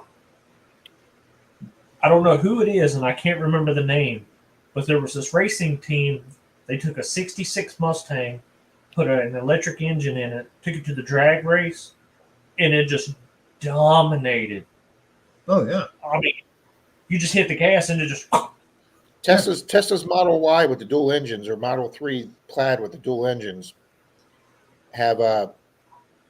are the fastest mass marketed production cars out there. They'll beat any gas engine, and they'll beat most of your supercars like Ferraris and you can get like a $90,000 Tesla that will out drag race a $230,000 Ferrari. And I don't know. I watch a lot of electric vehicle videos, and I saw somebody on here. I think an electric car can wind so much faster than a gas, and I learned that years ago. Used to go to dirt track races back home all the time. The guy that dominated the track every week ran a V6 instead of a V8 in his dirt track car because the V6 could wind faster than the V8. I had a 92 Chevy with a V6 in it, single cab long wheelbase. Loved that truck. And where I grew up, it was all dirt roads. Marty, it was so fun because you could just put the gas to the floor and drift all you want. It was fun. And Marty was saying there's a guy back in the 50s that made a car that runs on water. Marty, that guy disappeared. That guy disappeared. The conspiracy theory with that. There's a big conspiracy theory with that guy disappeared and his prototype engine disappeared. Just the same thing with the original Nikola Tesla from the late 1800s, early 1900s, that when he died, supposedly the black suits came in and every single one of his research papers disappeared from the federal government. Every paper that Tesla wrote disappeared from his hotel room when they found him dead. My father, when I was a kid in the 60s, Bill, my father used to tell me stories like you said, like Marty said, that there's an engine out there that'll run on water, but they'll never release it. He used to tell me that there was tires out there that would do 200,000 miles, but the government's never going to release them. Think of what a disruption electric cars are to our entire global economy is built on petroleum oil. Our entire global economy. You know what, Rob? I'm going to have to find you the story on the guy that designed in the 40s solar panels. They were trying. It's a true story. They were trying to kill the guy. He wouldn't sell the patent. He couldn't market it because they could find him. So what he did, and this is true, if you look it up, nobody owns the right to the patent on solar panels. He gave it to the country. That screwed everybody because once it was there and it was free, anybody could use it. Right, but did the country bury it, Bill? Look what happened to Tucker. Yeah, they didn't bury it. The problem is back then, like I said, fuel was so cheap, and it cost so much more to make solar panels back then. Oh, They just, absolutely. you know. And But they're then still. the I mean, thing they're is, coming down now, but they're still yeah. expensive. I mean, Oh no, I mean you're talking a solar panel that's $100 today was like $600 or $700 to build back in the 40s and 50s. So it just wasn't feasible. But somebody no. at a gas company somewhere went, someday down the road this is going to be cheap to make, and it'll put us out of business. So they went after it. But That's like Nikola Tesla. He had all these great ideas. I don't think he patented anything, and he actually died a poor man. Yeah, he yeah, died in a hotel room. You're right. He died in a hotel room, almost penniless, yeah, because he powered spent by he spent his most of his fortune fighting Edison. that was And powered by him and his Edison generator. became like hated rivals. Have you ever seen a Tesla generator? I Okay. have. I mean, not in person, Okay. but I've seen him in a documentary. Okay. Now, if you look at a regular generator, it has to run 3,600 RPM to put out power because it has 2 poles. Onan generators run at half that because they have 4 poles. Tesla built a 10-pole generator. So you can pedal a bicycle on the stinking thing and put out power. Huh. And they bury And it. Pat's right. There's videos on YouTube that show you how to make engines run on hydrogen. I mean, you got to do a little bit of tweaking, and it's like a little science experiment. But I mean, if you do it correctly, I think these engines that they convert to run on old cooking oil are cool as hell. Yeah, the old diesels, yeah, the old diesels. There was remember the old Storage Wars, or not the Storage Wars show. There was a show that came out called it wasn't called Transporters, but it was a show about people that were independent shipping truckers. wars. What is it? Shipping wars. Shipping wars. The young couple, the young, good-looking couple, the guy that had the really hot-looking wife, and they drove like a Ford F-350 or something with a fifth wheel behind it that they did transporting. He converted his diesel over to spent oil, and he could just drive into town and go to a restaurant and say, "Hey, listen, instead of you paying somebody to take your burnt oil out, I'll just take it out for free for you." And he was getting almost all his oil for free because because they had to pay to suck that waste oil out of their holding pens. But I'll tell you something about the old diesels that had glow plugs because your new ones don't. Oh, I didn't know that. I thought all diesels ran on glow plugs. No, they quit using glow plugs about 13 years ago. Previous to that, all you had to do is go to a restaurant, get the old deep fryer oil, and strain the crap out of them. You can pour it straight into the gas tank or diesel tank and run it. There's a guy on YouTube that I watch. He has an old diesel, and he did what Rob was saying, but now he converted it to steam. He's got this big thing in the bed of his truck, and he's got a bunch of wood, and he just throws wood in it, and it creates steam, and it runs the motor. No, that's wood gas. Somebody was just talking about a Stanley steamer a few minutes ago. Jay Leno, of course, he owns like 150, 200 cars. Jay Leno has a steam-powered car that he fires up every now and then. Yeah. Mm-hmm. But Otis, that wood burner in the back, that's not steam. It's called wood gas because the fumes from wood condensed are flammable. Okay. I got you. Yeah. So I didn't know Evening, that. I Mr. just thought it was really neat. Evening, Mr. Porkrat. Yeah. And a lot of people are doing that because they're afraid of solar flares and stuff like that. I mean, if you got a truck that runs off wood and stuff like that, I mean, you just don't have no electronics for it to go down. Well, look at the scene. Look at the scene from War of the Worlds, the one with Tom Cruise that they remade a few years ago, War of the Worlds. When those alien machines that come out of the ground, when they release those EMPs, it fried everybody's car except the people that had the old distributor caps before everything went to solid state and computers. Yep. All the people that had the 60s and 70s cars that ran with spark plugs and a coil, and before they had all had solid state ignitions and everything, they were the only cars that were left working after those aliens did the EMP. And a lot of people think that look at your guys that your preppers. Okay, they either do those what are they called? The Faraday boxes, yeah, Bill, the Faradays to protect that stuff from an EMP blast, or they have an older vehicle that they know is pre-electronic that and these prepper guys think of this stuff. Yeah. Yeah. Now, even though with an EMP blast you can work around it, you don't need a Faraday cage. Just stick a steel rod or copper rod in the ground and run a copper line to the rear axle. EMP hits the blast, but it goes straight into the ground and doesn't fry the electronics in the car. Didn't know that either. No. Never thought of that. As long as it can ground easily, it will not fry what's in the car. I guess it's kind of like the ground that you have on your house. You know, you got that copper wire that runs to the rod in the ground. I guess it's the same for a vehicle. Yeah, you're required. When I rehabbed that house across the street, my buddy came over and he put the grounding rod in and he put the copper cable. And when the inspector came in, he failed it because they've upgraded since the 10 years my buddy did that. You had to have a thicker rod going into the ground. You had to have thicker copper cables, and they had really beefed that up to prevent, what's basically EMP, an electrical, a lightning strike.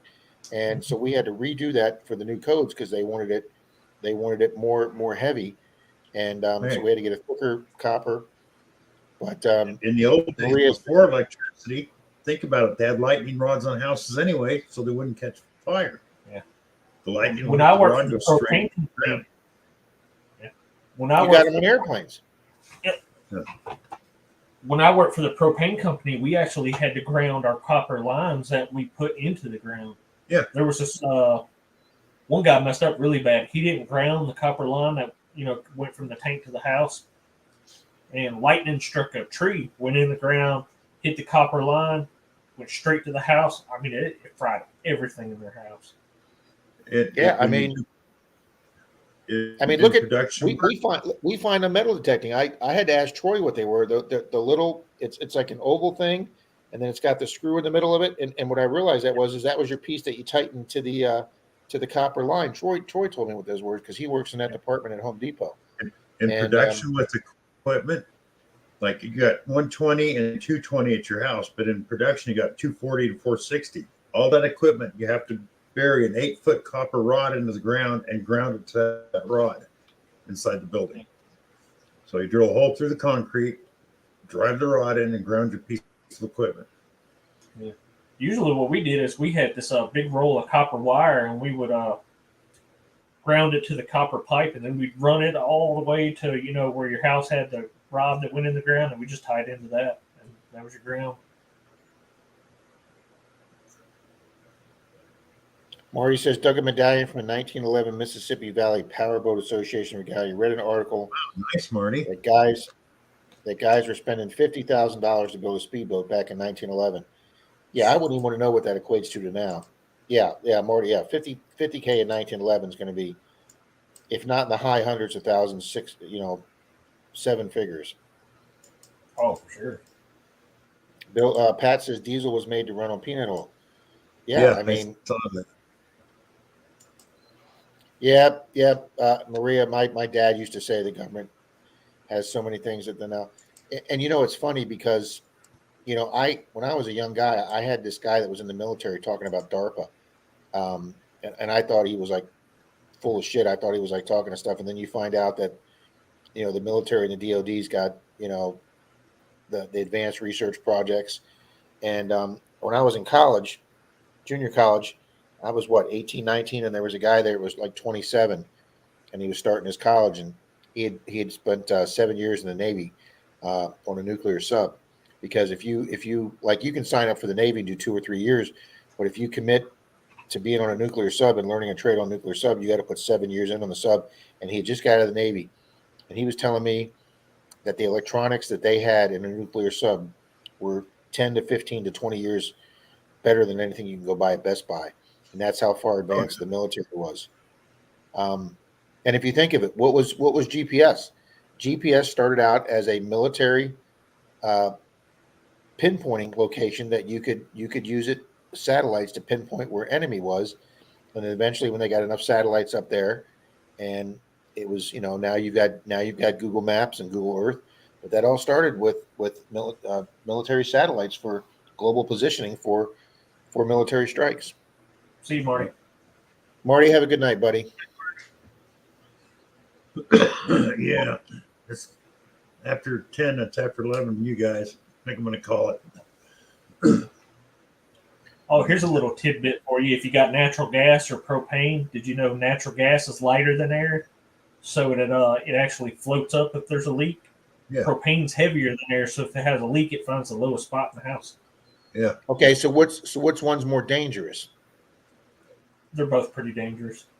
Yeah, both about. I know a lot of women and a lot of people that cook say they much prefer having natural gas to cook with because it's a cleaner and more even burning thing. Me personally, I will never live in a house with natural gas or propane. I'm not going to do it. Okay, if you keep up with it and get regular like maintenance and people to come out and test the things for like leaks and stuff like that, I mean it's perfectly safe. It's just like if you accidentally like leave a pilot on or something like that, and natural gas and propane's actually odorless, so they have to add an odor to it for you to be able to smell it, detect it if there's a leak. Otis, I'm going to ask you a question we had in trivia tonight, and nobody at our table know it. What state's name is actually part of the periodic table? What state? Like U.S. There's actually a periodic element in the periodic table that has a state name. I have no idea. I didn't either. We guessed Oregon because it sounds a lot like argon or one of the chemicals, the air, the like you say, the gas type thing. It was actually a trick question because it was two of them, and he would have gave you the answer either one. There are elements in the periodic table named after California and named after Tennessee. Really? Both didn't remember that. I had no idea. Crazy Better Mercury says she'll never have either again. I won't even have a gas grill. No, I won't go that far. We have a gas grill out on the pool patio. Yeah. Now, I tell you what, propane hooked to a generator is nice because most of the time you just get it filled, let it sit there. Propane don't go bad. And now, when the power goes out, it just kicks right on. Denise had a few wealthy clients that had like the 50 or 200 gallon propane tank on the side, and then they had that hooked up to their emergency underground generator, and then every 6 months or something they would start it. I don't have a problem with that, but I just don't want a line in the house. Look at that. I don't know how many months ago, maybe it was 6 months, a year ago, whatever, where that dash cam down the street just caught that house outside one of Boston suburb or something that just, there's a dash cam, the car's just sitting there, and all of a sudden, like 8 houses away, that house just explodes and takes like 3 other houses with it. When like I say, I don't remember if it was natural gas or propane, but it just exploded. There was a leak somewhere, a pinhole leak, and it built up and it just exploded. If I'm not mistaken, propane's like a byproduct of or from mining natural gas. No, propane's made from gasoline. It's more refined. Really? Oh, didn't know either one of those things either.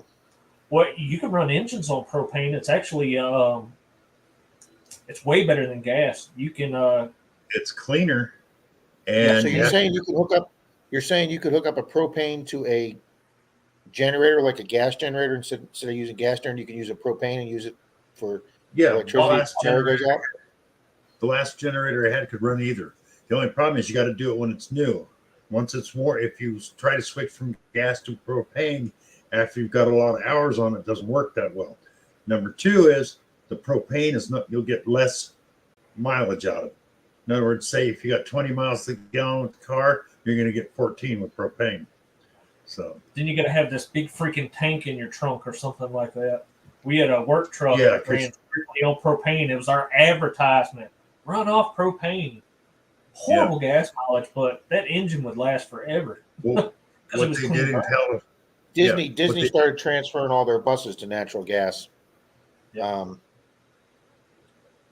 they're making them run on methane. The PG&E trucks, they got a huge tank. Now, you can't compress methane, so they got a really huge tank, but they just throw old waste in there, food, whatever, and that builds up methane gas along with crap.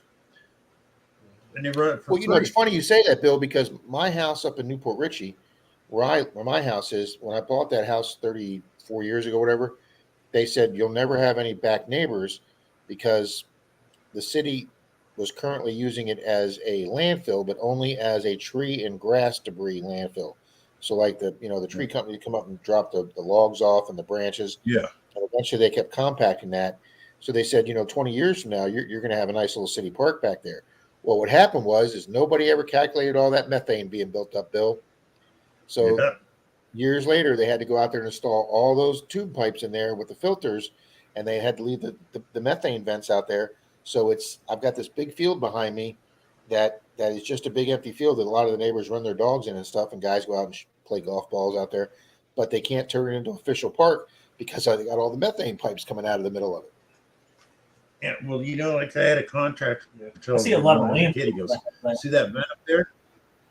All those vents off all them houses and places like that adds to global warming, because methane adds to global warming. Yeah. They say actually herds of cows that we use to eat beef contribute more for methane than a lot of things. They said if we get beef, like every minute or something. Down in South America, they're wiping out the rainforest to put in cattle ranches. Oh Lord! Yeah, and that's a double whammy, because you're losing all the trees that are eating up the. It's a triple whammy, because like they showed, I watched it. It's on YouTube. I can't remember the name of it. I'll have to look it up. To get a 6-ounce burger, like a McDonald's burger, right? 4 ounce, whatever it is. One cow takes 6 acres of grass, and you get that one burger. On that 1 acre, you can grow in 1 year 37,000 pounds of vegetables. Yeah. Yeah, I mean, they show now that you got the global warming in parts of Siberia or melting down, they're getting down to the permafrost, and a lot of the permafrost has methane buried in it. So you can watch YouTube videos of people in Russia that are going out to a certain place. You can light the permafrost on fire because there's methane coming out of it. So here you are in this frozen wasteland with freaking firewalls coming out of it.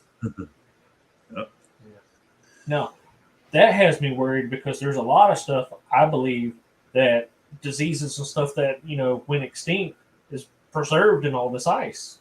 And when that starts melting, it's going to be released again. And I'm sure you're not the first person that thought of that, Otis. At least I hope not. But anyway, guys. Dirt Plot says don't blame the cows. Hey, guys, I'm calling. All right, Bill. This has been it. All right, Bill. It's been fun. It's been a fun night. Rob, stay around for a minute. I need to talk to you. Okay. All right. Take care.